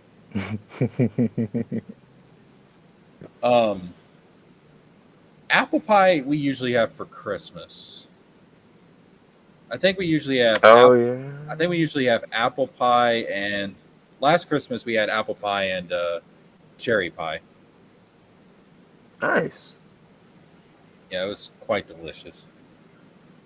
I can't wait for the holidays to get here. I love the holidays. Halloween. In fact, Christmas. You being the author of a future book, I should tell you that when I was working on my book, the working title, which was probably going to be the real title, was The Holiday School for Bird People. For bird people? Yeah, it's a whole thing. That's interesting. I sort of, around 2015, I became sort of a bird expert. Ah. But at the same time, I was really loving Harry Potter at that time. I think I read it for the first time at that time, so I was like, I want to write. Wow, that's so you didn't start reading Harry Potter till then? Yeah, I started really late, but it hit me like a ton of bricks. I was like, what? So I was watching the movies when they came out. Like I didn't read the books until I saw the movies. So I saw well, here in America it's called the Sorcerer's Stone, but its proper name is Philosopher's Stone, you uneducated bastards. So I watched the Philosopher's Stone, and then I watched Chamber of Secrets, and then after that I was like, you know what? Let me go check out the books. So then after I saw the first 2 movies, I went and read the books. Yeah. And I think by the time that Prisoner of Azkaban came out, I had just finished Goblet of Fire. But at that point, I was always ahead of where the movies were because I was reading the books. And so I actually remember exactly where I was when Sirius Black died. So I was doing laundry at my college laundromat.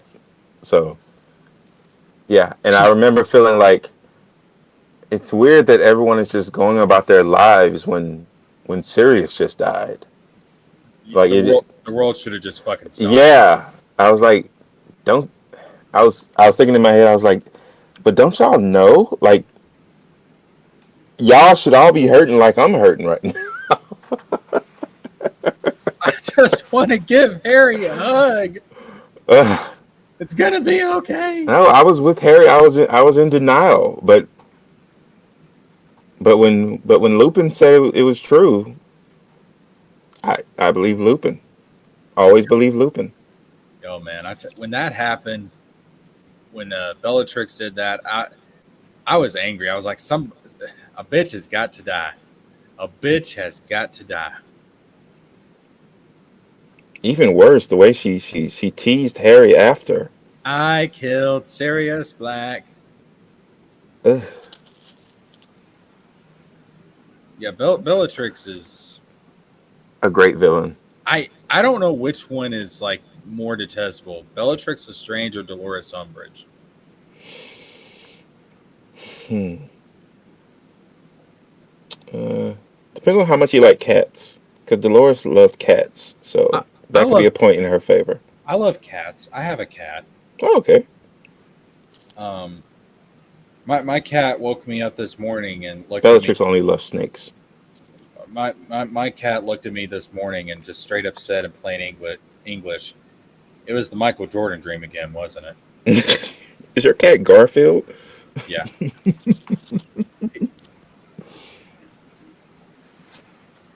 And I was like, again? And he was like, you've been having this same dream for the past 3 years. Stop it.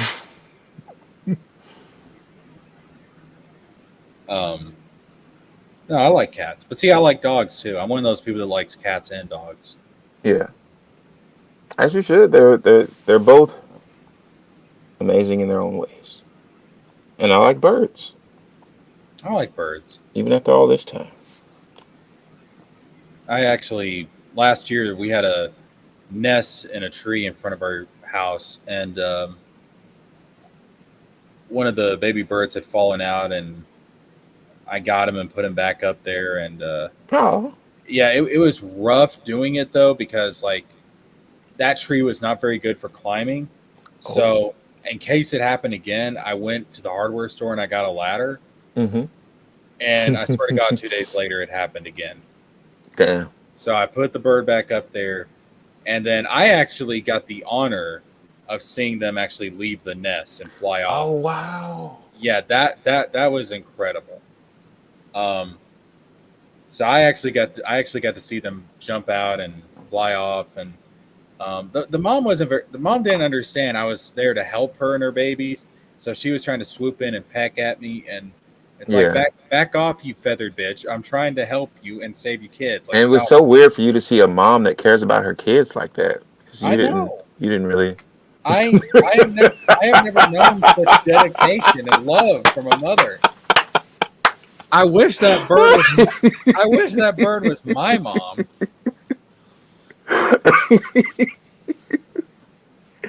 You wish that bird that tried to kill me was my mom. Like, she tried to kill me, but I know it was out of love. It was out of love.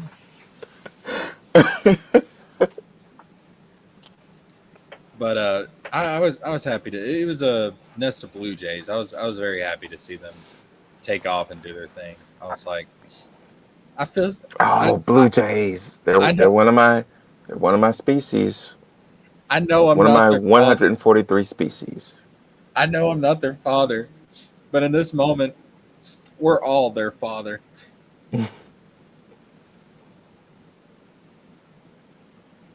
Yeah, I've got a soft spot for birds. I gotta finish this book one day. I gotta finish my book. Yeah, but what'd you think about that excerpt I put out? I thought it was written well structurally. And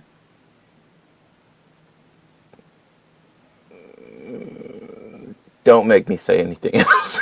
And I'm not saying that the mouse is hovering over your icon, but I'm not saying it's not. Cut his mic. So, do you think it's too dark, or?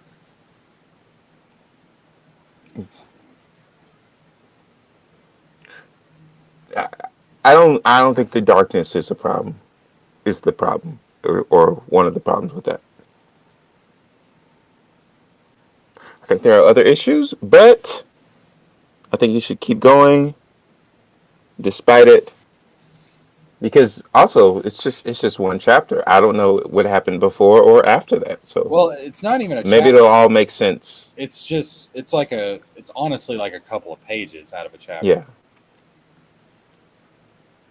It's like it's basically the tail end of a chapter, pretty much. Yeah. And also, I did alter it to where certain things didn't get spoiled. Mm-hmm. You changed name to protect the innocent. Well, like for example, it talks about her sacrificing children, but we don't know why she's sacrificing children. It is actually explained in that scene, but I cut it all out because I didn't want to spoil it. I remember thinking to myself, oh, he accidentally created a character that's too advanced for him to actually write. What, the witch? Yeah, I think you made a character who's more complex than you're able to handle at this point in your writing career. So it's not gonna it I don't think it can be good at this point.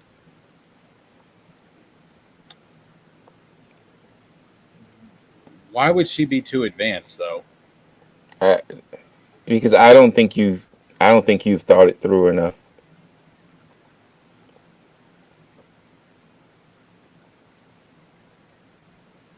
Oh, okay. Um, I'm Like for instance, I think your protagonist doesn't like the villain isn't on the same level as your protagonist. Like they don't seem to be compatible. They don't seem to be from the same world. okay. All right. I But kind of this is get what you're just saying now. my opinion from the excerpt that I read. I don't know what happened before. I don't know what happened after. There was some kind of journey before. Yeah. They didn't just show up to the witch's place all of a sudden, just like, hey, bitch, it's time to die. There is kind of a little bit of a Hansel and Gretel type of thing going on with the witch. Yeah. Because, I mean, really what she is a synchronization of different witch characters.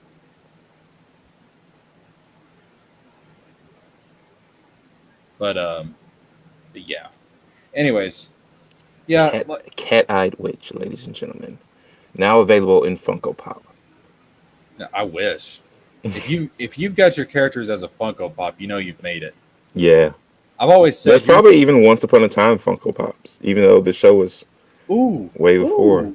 Ooh. I gotta see if there is. Once Upon a Time Funko Pop.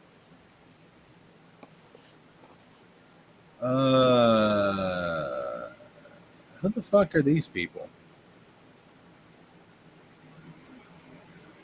I don't know. But that's not Once Upon a Time. That is not Once Upon a Time. Oh, no, wait, hold on. Wait a minute. Regina. Yeah, there we go. Are those real? It looks like it. Yeah, that's on Amazon. That's Regina. You got Rumpel. You got Regina, Zelina. Oh yeah. Belle. Now who's this? I don't know. Is that might be Prince Charming? That's the love interest of the whatchamacallit. Oh, it's Hook. It's Captain Hook.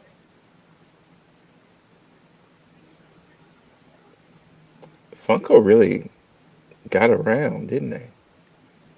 God, they didn't forget anything. God Almighty, that Rumpelstiltskin is something else.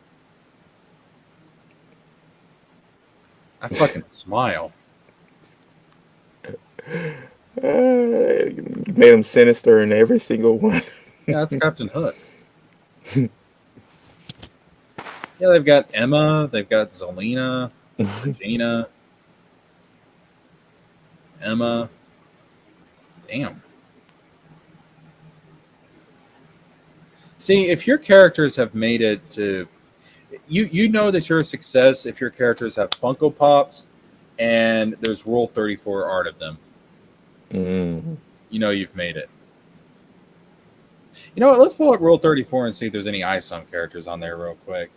It's not like we're on on YouTube or anything. It'll be fine.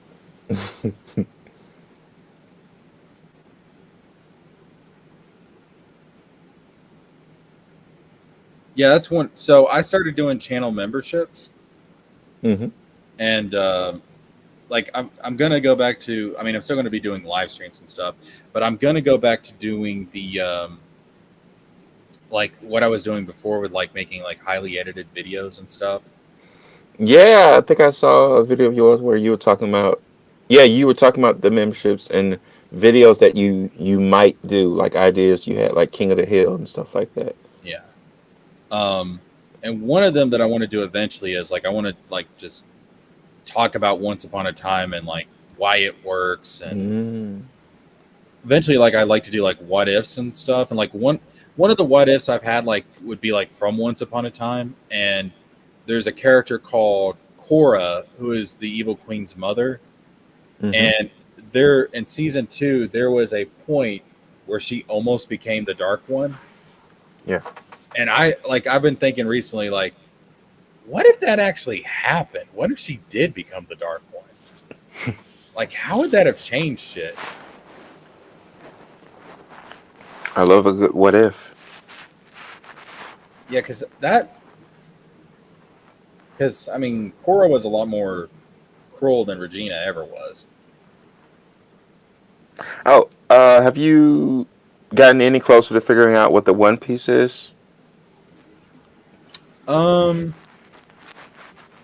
Not yet. There was, so we do know that like in the latest chapter there was like a panel to where it showed like the people that would be like are in contention to get the One Piece, and it was like 12 different people that the author is clearly setting up like they are candidates who could get One Piece.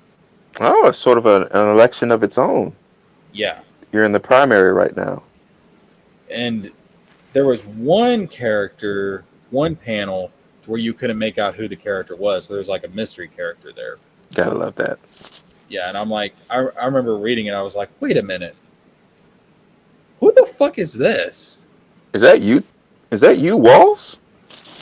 Yeah.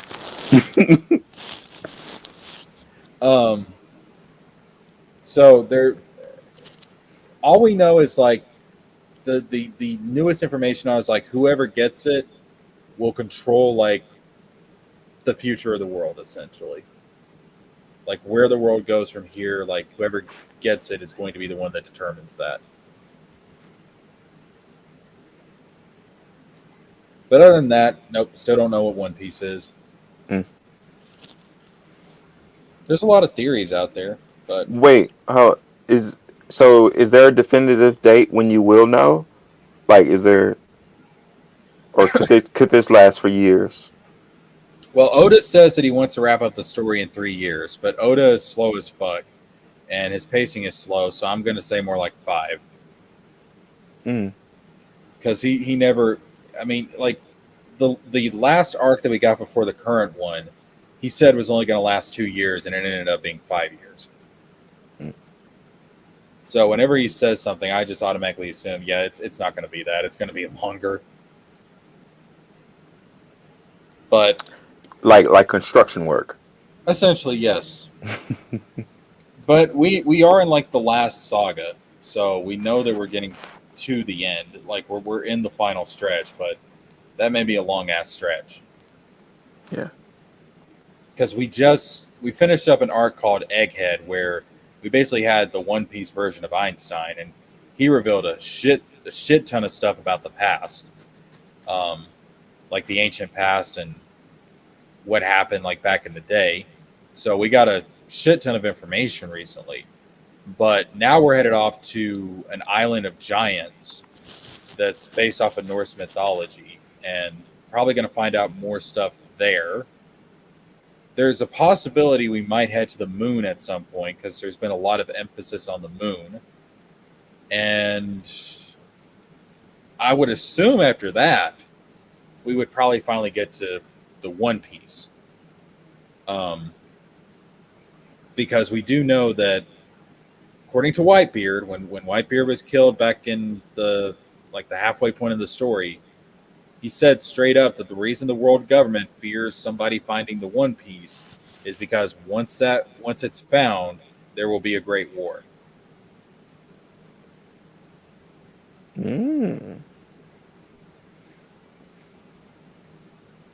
Plus, the One Piece is the answer to who has rights over Palestine. The One Piece is Israel. Oh God, the One Piece is Eric. The One Piece is Eric. No, that's the One Piece of shit. No, speaking of wrapping up a story, I must make my leave so that I can continue making my dream come true. All right. So you ain't gonna tell us about this illegal side hustle you got going on? It's just flipping things. Ah, gotcha. All right. Well, your secret's safe with me and the rest of the internet. Yeah.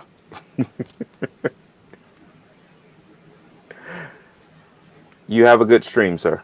All right. You take care, man. Good talking to you. Mm-hmm. All right. So we're 2.5 hours in, but let's actually get to the rally. I know that extraHero, doesn't put as much time into politics as he used to, so I didn't want to do it while he was on here. But let's actually get into the rally.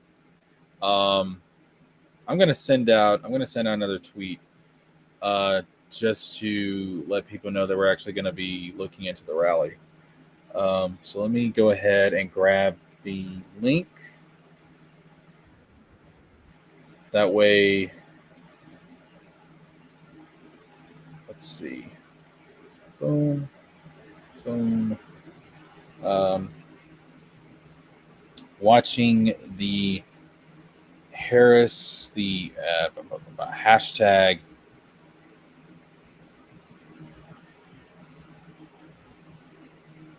Harris Walz 2024 rally on YouTube right now. Boom. Copy and paste. Go ahead and upload the picture again. And post. All right, so let's actually watch this thing. Let's actually watch this rally. And then we'll call it a stream. So here we go. This should be right before they come out on stage.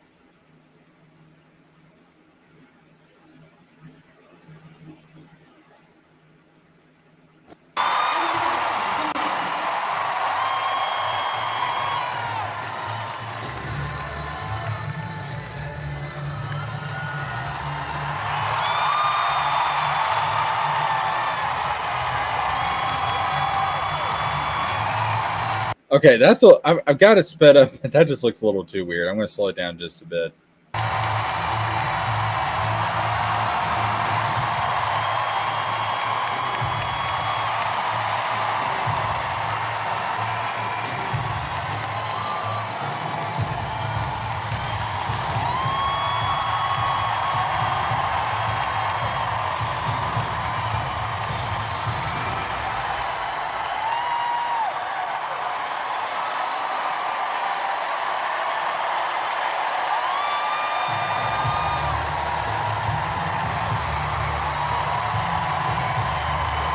I mean, just feel that energy, man. Just feel like we never got anything like that from a Biden rally.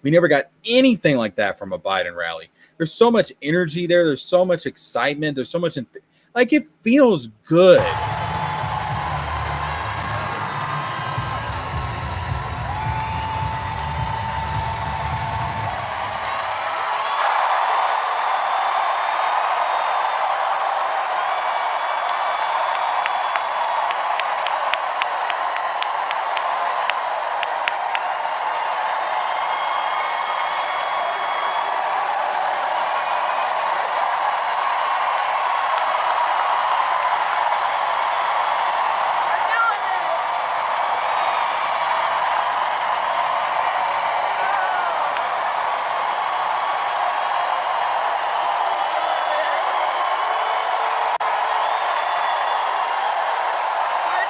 And I don't know about you guys, but honestly, like the feel that I get from these two, just their on-screen presence, just how they interact with each other together. Like you can sense a lot of chemistry, and I'm not talking about in the romantic sense. I just mean you can sense a lot of like good vibes between them. Like they mesh really well. And that's awesome, man, because they feel like partners. And that's what you need in a president and a vice president. It's good, man. It's good. Good evening, Philadelphia.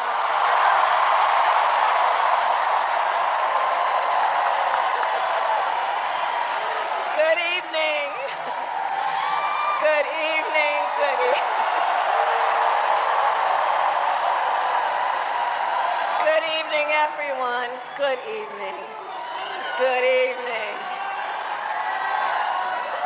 Oh, it is good to be back in Pennsylvania.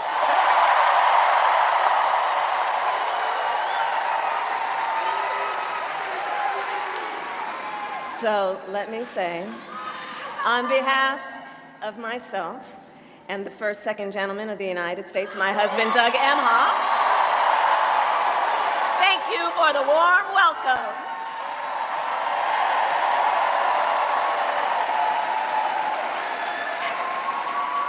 And let me just say, it's good to be here with all of the friends, all of the leaders who are here. I want to thank former Governor Ed Rendell,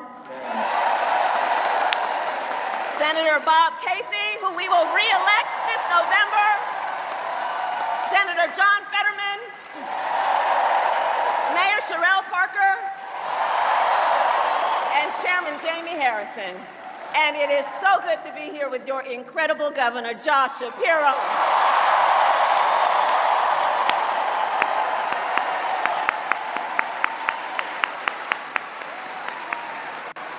And I will say, Josh is a dear, dear friend and an extraordinary leader. He and I have been spending a lot of time together over the years. And I told Josh, look, I am so invested in our friendship in doing this together, because together with Josh Shapiro, we will win Pennsylvania.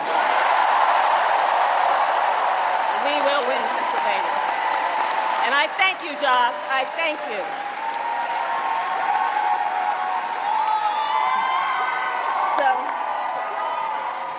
So Philadelphia, I launched my campaign for the President of the United States a mere 2 weeks ago. And it's been a bit of a whirlwind. And just last night, the delegates to the Democratic National Convention finished voting. And so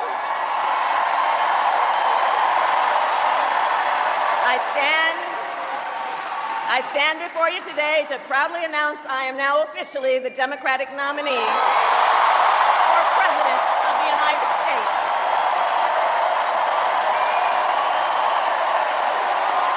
Yeah, I just, to me, like the people that were saying Biden should have stayed in the race, you know, we should have stuck with Biden. Like, I look at this compared to any Biden event we got this entire election cycle. There's way more energy, way more enthusiasm here compared to what we got with Biden. Like, it was just, I'm sorry, but no one was excited about Biden. Like, this is exciting. This feels good. This feels Obama-esque. Like, this is nice. And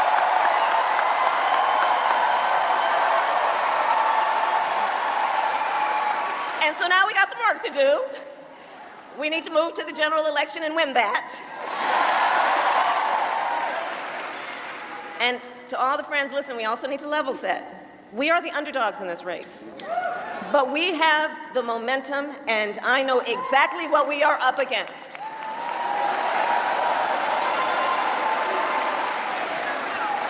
Now, many of you know, before I was elected vice president or elected a United States senator, I was an elected attorney general, and before that, elected district attorney.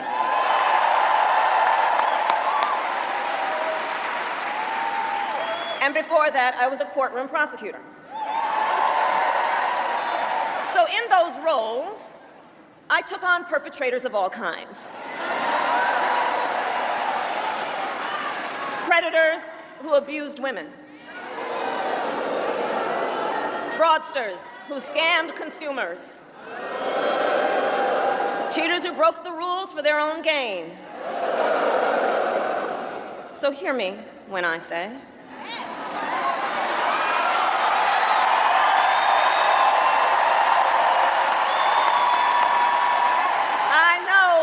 Donald Trump's type. She is going to keep hammering that in over and over and over. And the thing is, she should, because that is a very effective message. That is going to ring true. I mean, obviously not with Republicans, but with like never Trumper Republicans, and especially independent swing voters, that message is going to hammer in big time. So it's a smart message.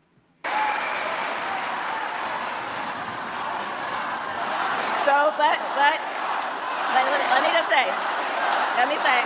hold on. This campaign, our campaign, is not just a fight against Donald Trump. Our campaign, this campaign, is a fight for the future. It's a fight for the future. In Pennsylvania, we fight for a future with affordable housing, affordable health care, affordable child care, paid leave.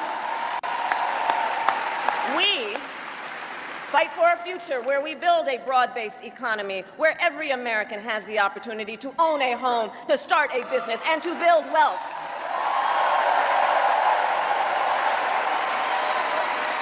We fight for a future where we bring down prices that are still too high and lower the cost of living for America's families,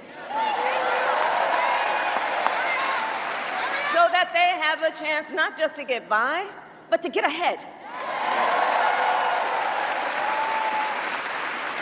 We fight for a future where we defend our most fundamental freedoms: the freedom to vote, the freedom to be safe from gun violence,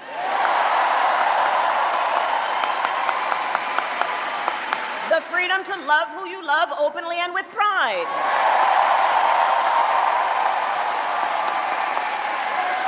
and the freedom of a woman to make decisions about her own body, not having her government tell her what to do.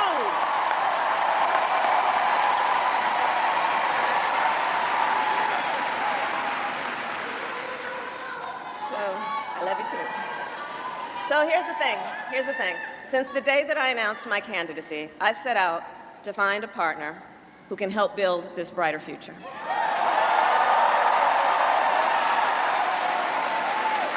A leader who will help unite our nation and move us forward. A fighter for the middle class. A patriot who believes, as I do, in the extraordinary promise of America. A promise of freedom, opportunity, and justice, not just for some, but for all.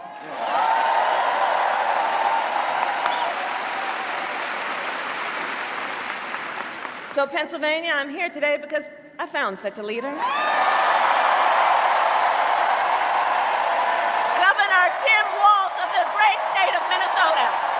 See, little moments like that, the way that she transitioned to him, the way her body movement was, her energy, it's so much more compelling and smooth and eloquent than Joe Biden. And that's not Biden's fault. The dude's old. He just doesn't have it anymore. But this is what you need in a politician. This is just so much better to watch.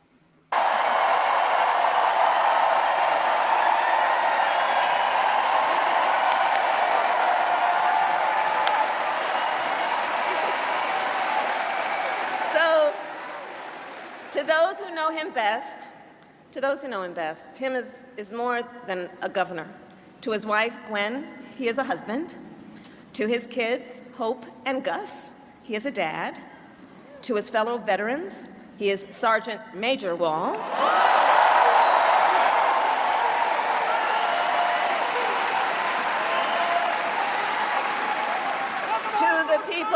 To the people of southern Minnesota, for 12 years, he was congressman.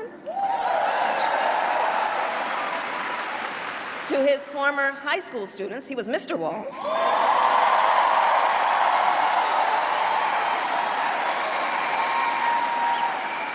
And to his former high school football players, he was coach. Coach. And in 91 days,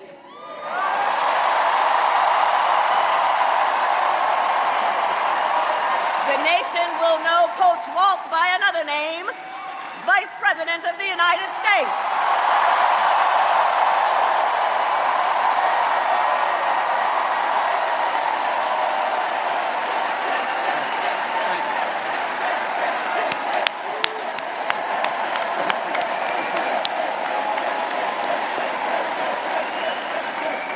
So America, for some folks, they're just getting to know Coach Walz's story.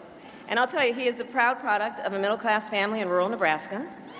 He is a veteran who served our nation in uniform for more than 2 decades as a member of the Army National Guard, and he went to college on the GI Bill. He is someone who, long before he entered politics, worked as a teacher.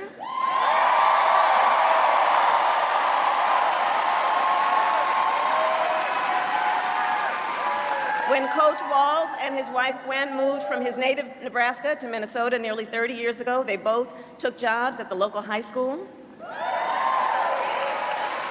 Coach Walz taught social studies, Gwen taught English. After school, Tim was the linebackers coach for the football team. Where I've heard the stories about he had a knack for using the game of football to teach life lessons. He saw the potential in kids who sometimes didn't even see it in themselves.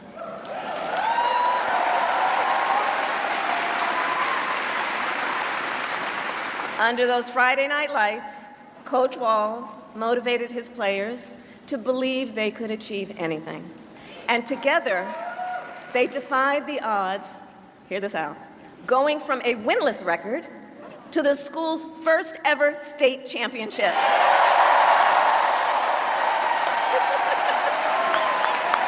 This is one reason why I automatically like this guy more than Shapiro, is because, I mean, this guy just doesn't come off as a corporatist. Like, I can't stand, and Kelly especially, like, I cannot stand people that are corporate stiffs. I can't stand them, man. I cannot stand them because these people, they don't live in the real world. Somebody like him has actually lived in the real world. He's a veteran, teacher, football coach. That's like real world shit. Like when you live in the corporate bubble, you don't live in the real world. Like Donald Trump, like you don't live in the real world.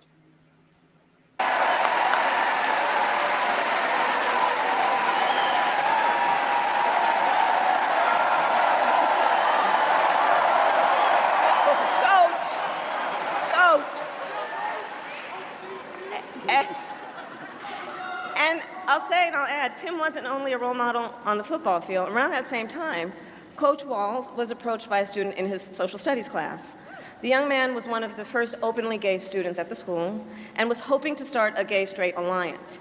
At a time when acceptance was difficult to find for LGBTQ students, Tim knew the signal that it would send to have a football coach get involved.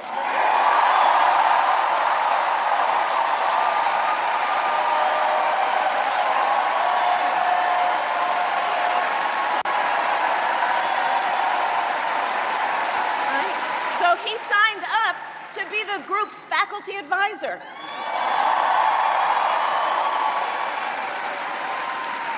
And as students have said, he made the school a safe place for everybody.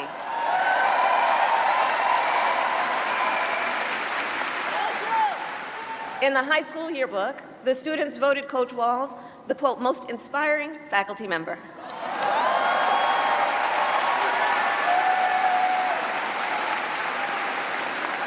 And as I think everyone here can see, Tim Walz was the kind of teacher and mentor that every child in America dreams of having, and that every kid deserves. The kind of coach, because he's the kind of person who makes people feel like they belong and then inspires them to dream big. And that's the kind of vice president he will be. And that's the kind of vice president America deserves.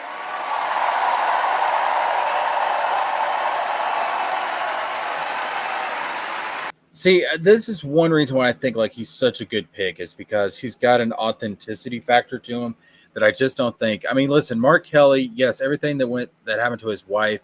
Um, Obviously, he's a hero as a veteran, as an astronaut. Like I get all that, but because he has so much corporate entanglement, there's just not an authenticity there to him. Whereas I feel like with and with Buttigieg especially, like he's very corporate as well. There's not an authenticity there. Shapiro I wouldn't necessarily say is a corporatist, but I don't know. Like I just don't think he's got a personality for like the national level. Like for Pennsylvania, fine, but for the national level, I don't see it. Like Tim Walz, like I've known people like this in my life. Like the like people like that have been my mentors. People like that have been people that I've looked up to. So he just feels very authentic. Like he feels like that mentor type figure, that older male mentor like figure. And I just think if he feels like somebody you can turn to and rely on, and that's important. And I didn't get that from any of the other candidates. So that authenticity level, I think, is really going to resonate, especially with middle America. So it was Coach Walz's students who actually helped him decide to run for office. And he served 12 years in Congress, representing a purple district as he reached across the aisle to get things done. He was the highest ranking enlisted man to ever serve in the United States Congress.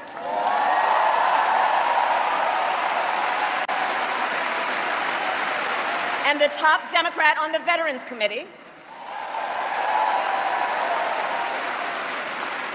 And he was known as one of Capitol Hill's best marksmen, winning a bipartisan sharpshooting contest year after year.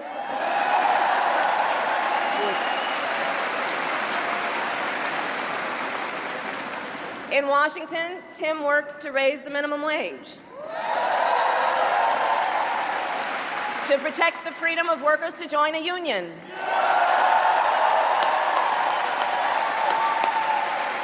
and he cast one of the critical votes to pass the Affordable Care Act,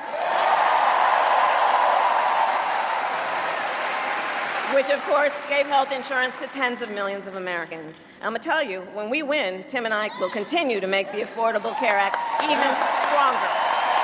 I hope when she says that, she means that she's going to go, bare minimum, I want a public option. Like if we get a single payer Medicare for all system, great, awesome. Jaw dropping. Like, holy shit, they did it. We can actually catch up to the rest of the fucking developed world. But bare minimum, if we can get a public option, I'd be happy. Like, that's the bare minimum I'm asking for. That should be the next logical step after Obamacare. Even though I'd like to skip that step and just go for single payer Medicare for all, but, you know, I'll take what I can get. But I mean, like, again, like the dude got expanded health care to people. He made sure children didn't go hungry at schools. He got universal background checks so crazy people can't get guns. I mean, like he accomplished all that in Minnesota. Like, damn, like I kind of want to move to Minnesota now. Like, that sounds great. That sounds awesome.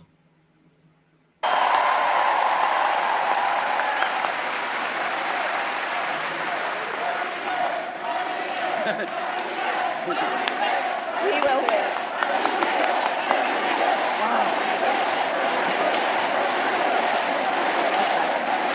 Now, let's talk about what we're dealing with on the other side. So on that last topic, if Donald Trump gets a chance, he will end the Affordable Care Act and take us back to a time when insurance companies had the power to deny people with pre-existing conditions. You remember what that was like? Children with asthma, breast cancer survivors, grandparents with diabetes. Well, Governor Walz and I will not let that happen.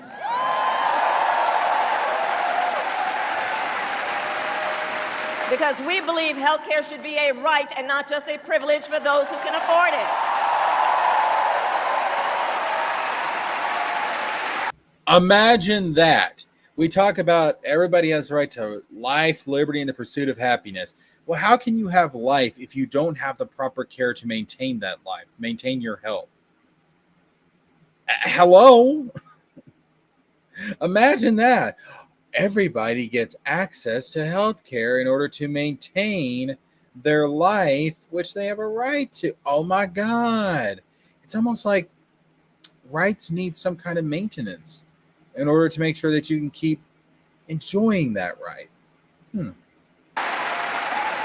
As governor, Tim has continued to fight for working families. He secured paid leave for workers in Minnesota.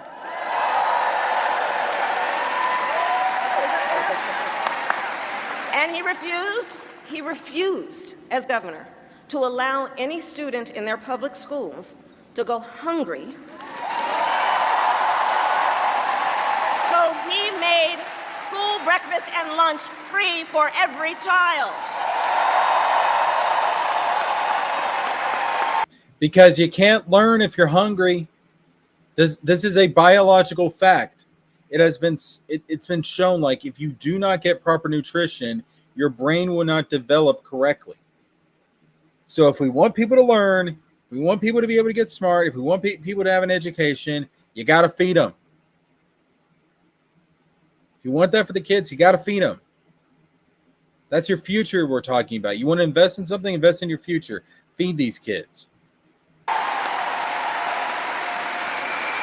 And Tim Walz and I, we agree about many things, including when our middle class is strong, America is strong. And strengthening the middle class will be my defining goal as I am President of the United States. So Pennsylvania, ours is a fight for the future of the middle class, and it is a fight for freedom. In this moment, we are witnessing a full-on attack against hard-fought, hard-won freedoms and rights. Take reproductive freedom. Now think about this. Donald Trump said he wants to punish women. And as a result of his actions, today in America, 1 out of 3 women live in a state with a Trump abortion ban. 1 out of 3. Some of these bans go back to the 1800s, even before women had a right to vote. Think about that. Well, Tim and I have a message for Trump and others who want to turn back the clock on our fundamental freedoms. We're not going back.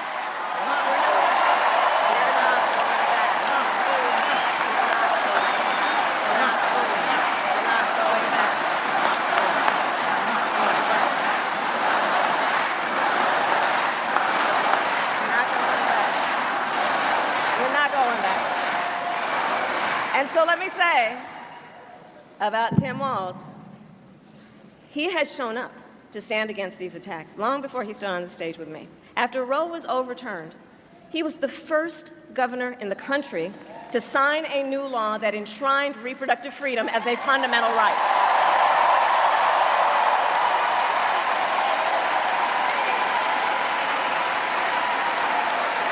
And with Tim Walz by my side, when I am President of the United States and we win majorities in the United States Congress, we will pass a bill to restore reproductive freedom, and I will proudly sign it into law.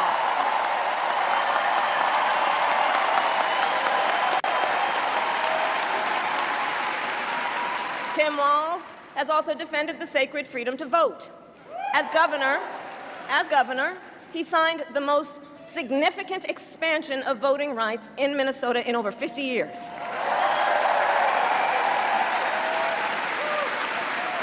And with Governor Walz's help, when I am president, we are going to finally pass the John Lewis Voting Rights Act and the Freedom to Vote Act. We're going to get it done.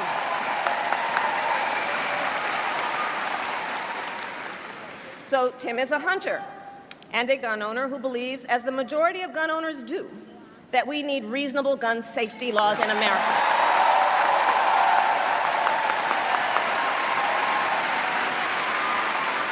So as governor, he expanded background checks and increased penalties for illegal firearm sales.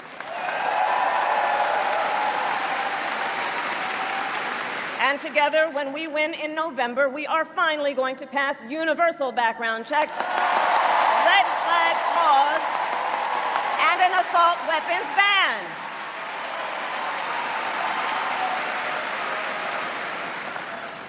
Through his work, Tim, the way I think about it, he really does shine a light on a brighter future that we can build together. In his state, he has been a model chief executive, and with his experience, I'm telling you, Tim Walz will be ready on day one.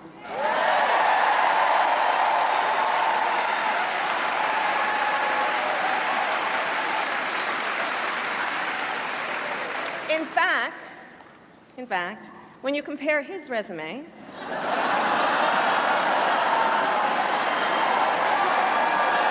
shall we, to Trump's running mate, well... Hold on. But see, here's the thing. You're talking about how like the way you're phrasing it is that gun control is the same as taking away all of your guns or repealing the Second Amendment. No, listen.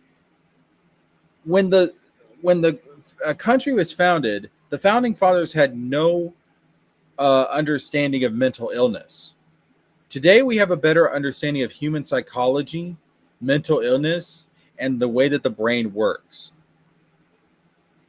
There are some people who should not have guns because they're mentally ill. And it's not just guns. There's some people that shouldn't be allowed to drive. There's some people that shouldn't be allowed to own guns. There's some people that shouldn't be allowed to do a lot of things because they're too fucking mentally ill. That's science. That's biology. Some people just do not have the mental faculties to be responsible enough to be given a fucking weapon. We're not talking about everybody. Again, Tim Walz himself is a gun owner. He is a hunter. He is a marksman. Keep that in mind. All right? But there's some people that we just can't trust with guns. I don't know how that's not... Why is that controversial? Are you saying there aren't crazy people out there? Oh, well, we can't do anything about it because... we just got to let the crazy people having access to weapons, that's just the cost of freedom, blah, blah. I don't believe that. It's just, again, I don't know why background checks is such a big fucking deal. Unless you are one of those people, then you would care. But otherwise, who gives a shit? Honestly, like, I'm not really worried about the Second Amendment rights of the mentally ill. Well, just like I'm not really worried about the right of the mentally ill to be able to drive a fucking vehicle and hurt people. I'm sorry, but no, absolutely not. Some people just don't get to do certain things because they're not mentally capable. That's fucking biology. That's fucking science. That's psychology. We know this shit. Well, some might say it's like a matchup between the varsity team and the JV squad.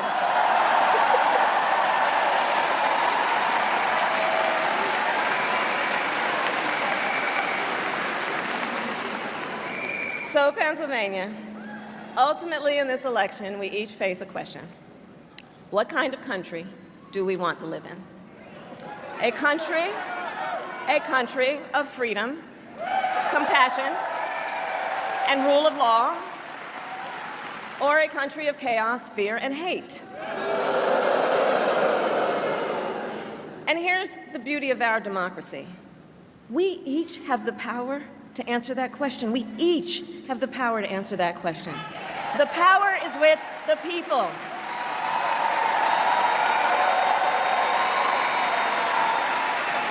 We love our country. And I believe it is the highest form of patriotism to fight for the ideals of our country.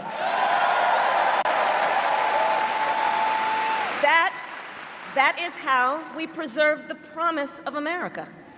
And after all, you know, the promise of America is what makes it possible for two middle-class kids, one a daughter of Oakland, California, who was raised by a working mother, the other a son of the Nebraska plains who grew up working on a farm. It's the promise of America, because only in America is it possible for them together to make it all the way to the White House.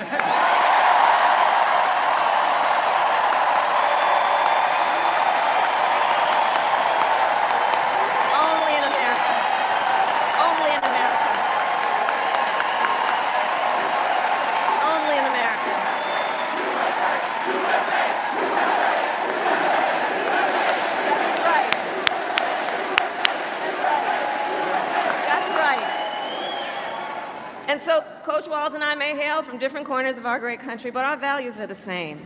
And we both believe in lifting people up, not knocking them down. He and I, we both know the vast majority of people in our country have so much more in common than what separates them. When we look at folks, we see in our fellow Americans neighbors, not enemies. Not enemies.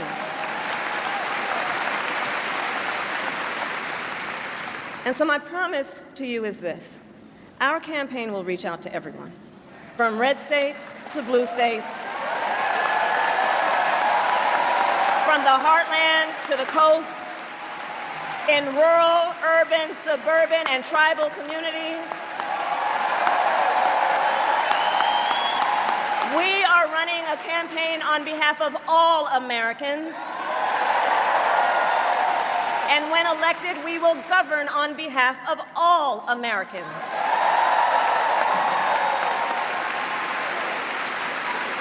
And so, with Tim Walz by my side, and with all of you at our side, let us fight for the promise of our future. And with that, I ask Pennsylvania, are you ready to make your voices heard? Do we believe in freedom? Do we believe in opportunity? Do we believe in the promise of America? And are we ready to fight for it? And when we fight, we win. And now, welcome the next Vice President of the United States, Tim Walz.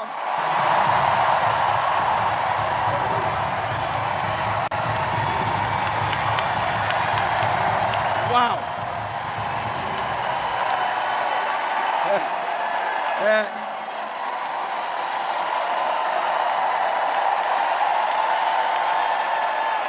Thank you. Wow. Thank you, Philadelphia. Thank you, Madam Vice President, for the trust you put in me, but maybe more so, thank you for bringing back the joy.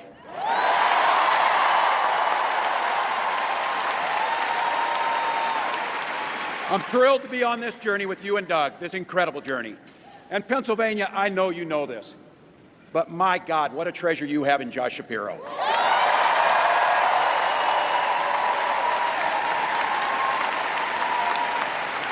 Holy hell, can this guy bring the fire? He can bring the fire. This is a visionary leader. Also, I have to tell you, everybody in America knows when you need a bridge fixed, call that guy.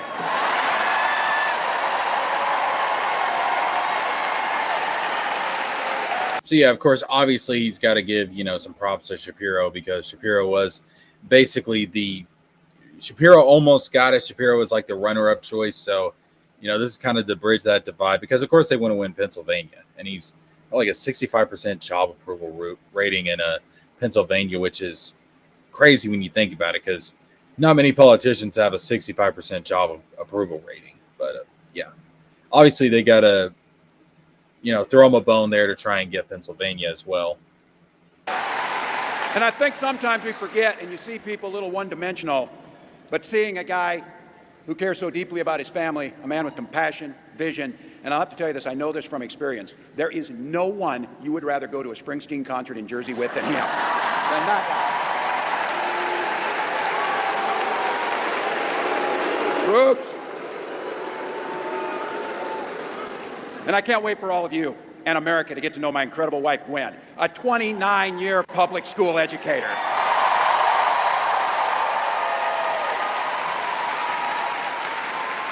Don't ever underestimate teachers.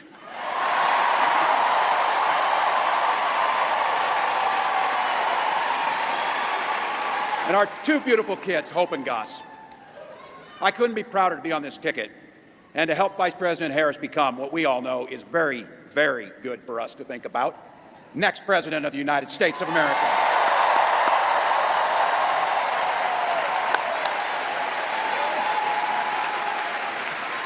From her first day as a prosecutor, as a district attorney, Attorney General of the great state of California, a United States Senator, and Vice President of the United States.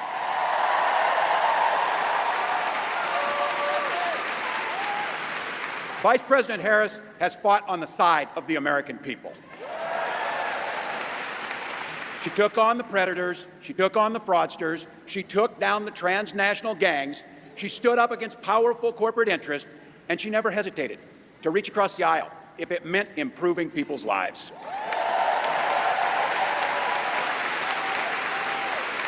And I want all of you to hold this, and don't ever underestimate the power of this. She does it all with a sense of joy.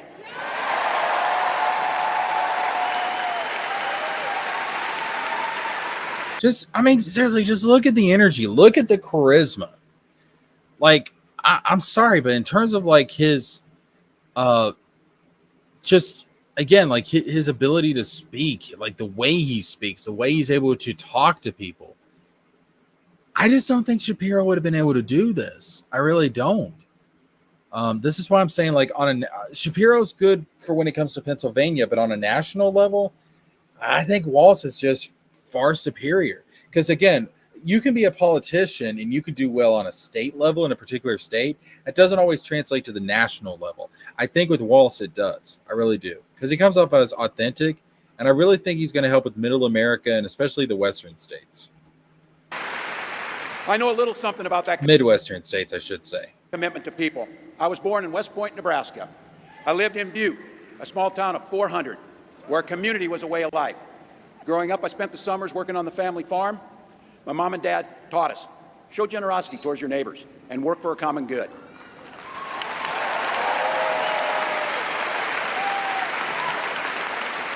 My dad served in the Army during the Korean War. And with his encouragement, at 17, I joined the Army National Guard.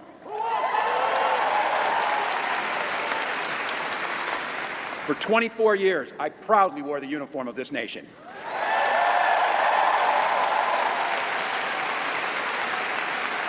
The National Guard gave me purpose. It gave me the strength of a shared commitment to something greater than ourselves. And just as it did for my dad and millions of others, the GI Bill gave me a shot at a college education.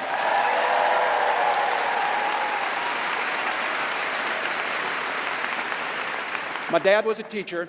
My brothers and sisters and I followed in their footsteps. 3 out of 4 of us married teachers. What we do. For nearly 20 years, I had the privilege of teaching high school social studies and coaching football.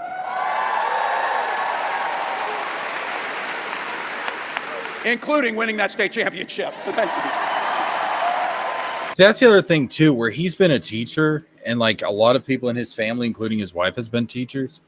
When you're a high school teacher or an elementary school teacher, whatever it may be, on that level, not necessarily college professors, but high school teachers, elementary school teachers, you're dealing with real families. You're dealing with real families, and you're dealing with real children, and you're dealing with real family issues. So you're with the actual real people. You're not dealing with the corporatists. You're not dealing with the people that's like high up in academia, that live in these bubbles, that live in these echo chambers, that only think in one way. No, you're dealing with real people with real issues. And to me, that means that you're in touch with real America. And I think that's one reason why he comes off as so authentic. I love that. I would trust a teacher more than I ever would someone that's like a corporate big shot, because those are just evil, scummy, vile people at their core that exploited others and walked all over others, stepped on people to get to where they are. Don't ever close the yearbook. Don't ever. But it was my students. They encouraged me to run for office. They saw in me what I was hoping to instill in them, a commitment of common good, a belief that one person can make a difference. So in 2006, I took a leap and I ran for Congress.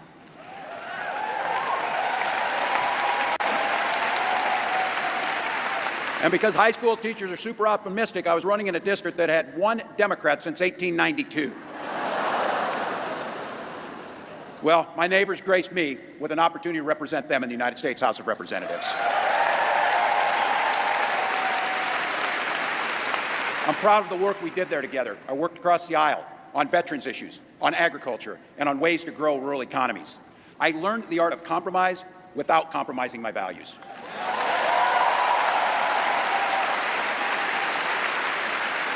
And now, as governor of the great state of Minnesota, I bring those experiences to bear in tackling the challenges that are facing our great state. Minnesota's strength comes from our values, our commitment to working together, to seeing past our differences, to always being willing to lend a helping hand. Those are the same values I learned on the family farm and tried to instill in my students. I took it to Congress and to the state capitol, and now Vice President Harris and I are running to take those very values to the White House.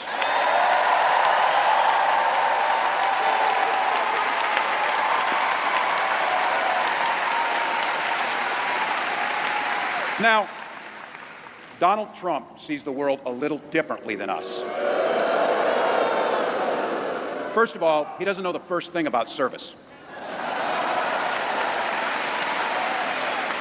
He doesn't have time for it because he's too busy serving himself. Again and again and again, Trump weakens our economy to strengthen his own hand. He mocks our laws. He sows chaos and division. And that's to say nothing of his record as president. He froze in the face of the COVID crisis. He drove our economy into the ground.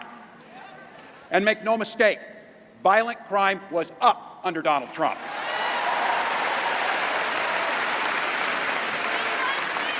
That's not even counting the crimes he committed.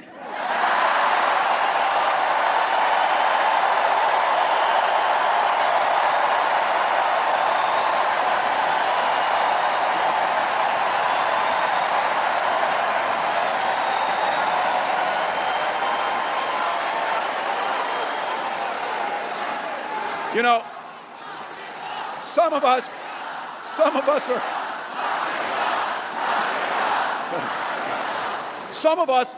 in here are old enough to remember.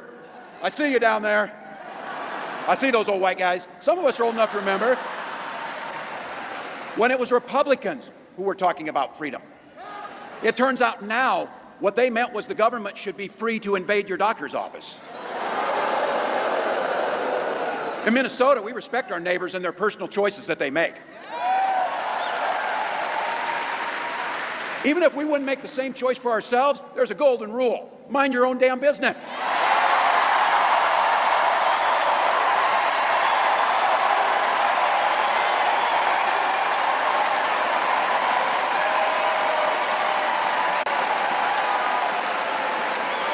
These guys are after my heart chanting, mind your own damn business. That feels good, so thank you.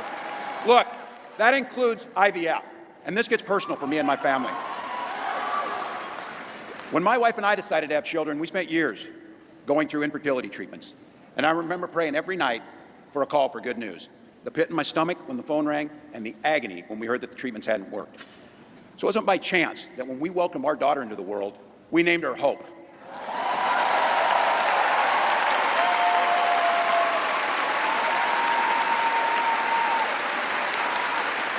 When Vice President and I talk about freedom, we mean the freedom to make your own healthcare decisions.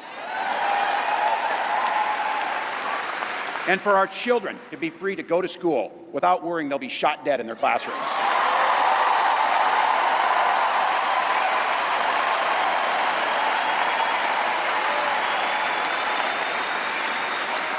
By the way, as you heard, I was one of the best shots in Congress, but in Minnesota, we believe in the Second Amendment, but we also believe in common sense gun violence laws.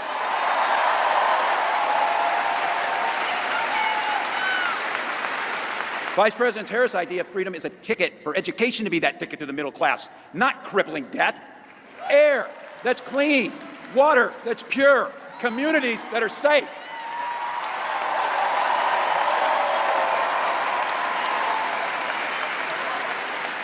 A place where we settle our political differences not through violence, but with our votes.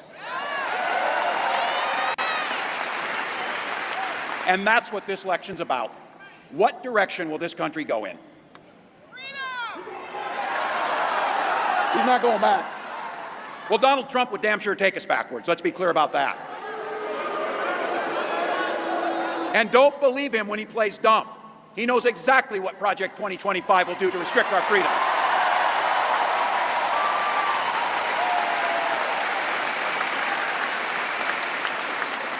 To rig the economy to help the super rich. If Trump gets a chance to return, he's going to pick up exactly where he left off 4 years ago. Only this time, it will be much, much worse. Raising costs on middle-class family. He will repeal the Affordable Care Act, no doubt about it. He'll gut Social Security and Medicare. And when somebody tells you they believe him. He said he'd ban abortion across this country, and he'll do it, whether or not Congress is there or not.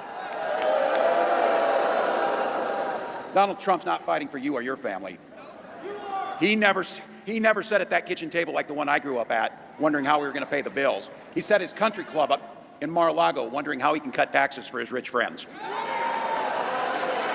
And I got to tell you, his running mate shares his dangerous and backward agenda for this country.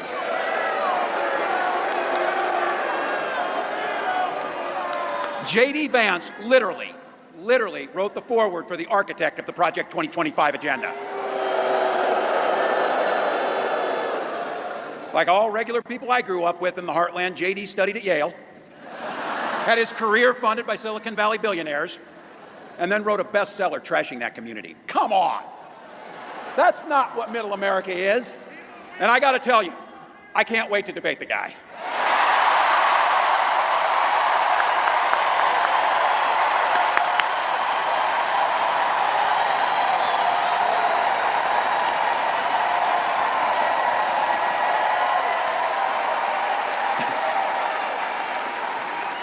That is, if he's willing to get off the couch and show up. So, you see what I did there?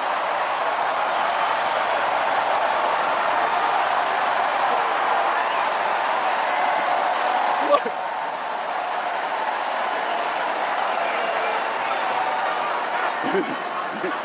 I got to tell you, pointing out just an observation of mine that I made. I just have to say it. You know it, you feel it. These guys are creepy, and yes, just weird as hell. That's what you see. That's what you see. I mean, straight from the man who invented the damn tagline. He came up with that.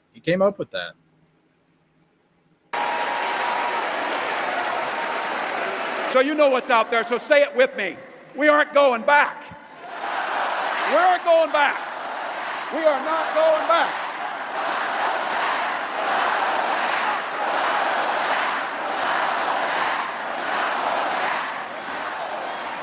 So we got 91 days. My God, that's easy.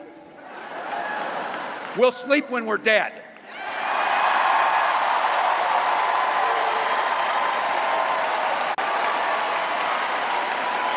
Over those next 91 days and every day in the White House, I'll have Vice President Harris's back.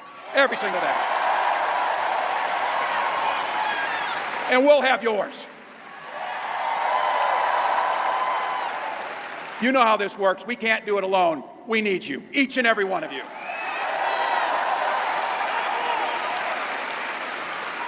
Go over to KamalaHarris.com, get on board, because we need you.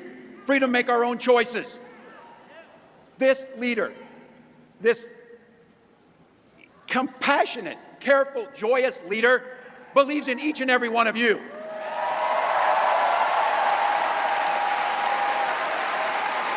My God, you came here tonight to sit at the very top because you love this country and you're not going back.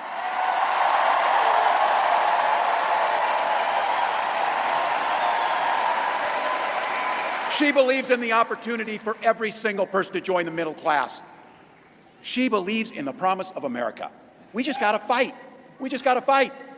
Because as soon-to-be President Harris says, when we fight, we win. So he's about to wrap up the speech, but man, he's a damn good speaker. I mean, holy shit. Like that, I mean, I'm sorry, but like, if Biden had stayed in, the Democrats are going to lose. Now they have a real shot. And I mean,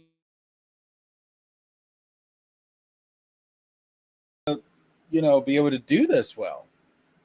I mean, I knew they'd do better than Biden, but my God, there's like real momentum here. Like people are talking about like Obama era, an Obama like 2008 type of campaign. Like, and like the chemistry these two have, the way they work off of each other.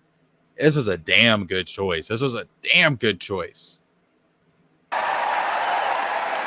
Thank you, Philadelphia. Thank you, Vice President. God bless America.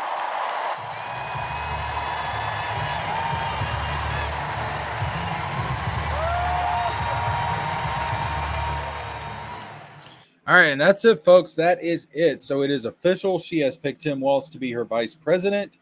You know, as the tagline of the stream says, a more progressive direction. This was the most progressive candidate out of the ones that she was considering. And to me, this says that the campaign is going to be more progressive. Her administration could be more progressive if she wins. We could finally get some real movement on healthcare, which is my big thing. We could get movement on tuition-free education, higher education, solving real issues, and finally moving the country into the 21st century and getting caught up with the rest of the developed world. Like, this is exciting. This is actually, like, legitimately exciting. But that being said, I appreciate you guys for showing up. I appreciate you guys for tuning in. I appreciate extraHero for being here. It's been a while, my man. I'm glad to see that you were able to drop in. Glad to talk to you again. Good stuff. Good stuff. Appreciate everybody coming in. Appreciate everybody showing up. Much appreciated. Much appreciated. You guys are awesome. You guys are fantastic. Tomorrow we are going to finally do the Deadpool and Wolverine review. I've been wanting to get to it now for a few days. We're finally going to do it tomorrow. Now that we've got the vice presidential stuff out of the way, now that we talked about that, tomorrow night for sure we are going to be doing the Deadpool and Wolverine live stream review. That being said, I did launch channel membership. If you guys want to get in on that, I am posting the link in the chat right now. Go check it out. Channel memberships are available. It's only $1.99 a month, and you get early access to certain videos. You get exclusive videos. You also get exclusive polls that will be able to determine the content that's going to be coming out in the future of the channel, what kind of content we're going to get. There's some polls available right now, so go and check that stuff out. Very much appreciate if you can do that. You can also support the channel via Super Chat, via Patreon. You get the same benefits on Patreon as you do with the channel membership for the same price. Cash App, Venmo, PayPal, all that good stuff is there as well. Much appreciated if you guys can support the channel financially. If you can't, that's cool. You can support the channel by liking, subscribing, sharing the content. Very much appreciated. Anyways, that being said, I'm actually excited for this election now. This is a great pick. This campaign is doing better than I ever thought it could. And we'll see where it goes from here. All right, until the next one, this is JeskerJames with a Z, and I signing out.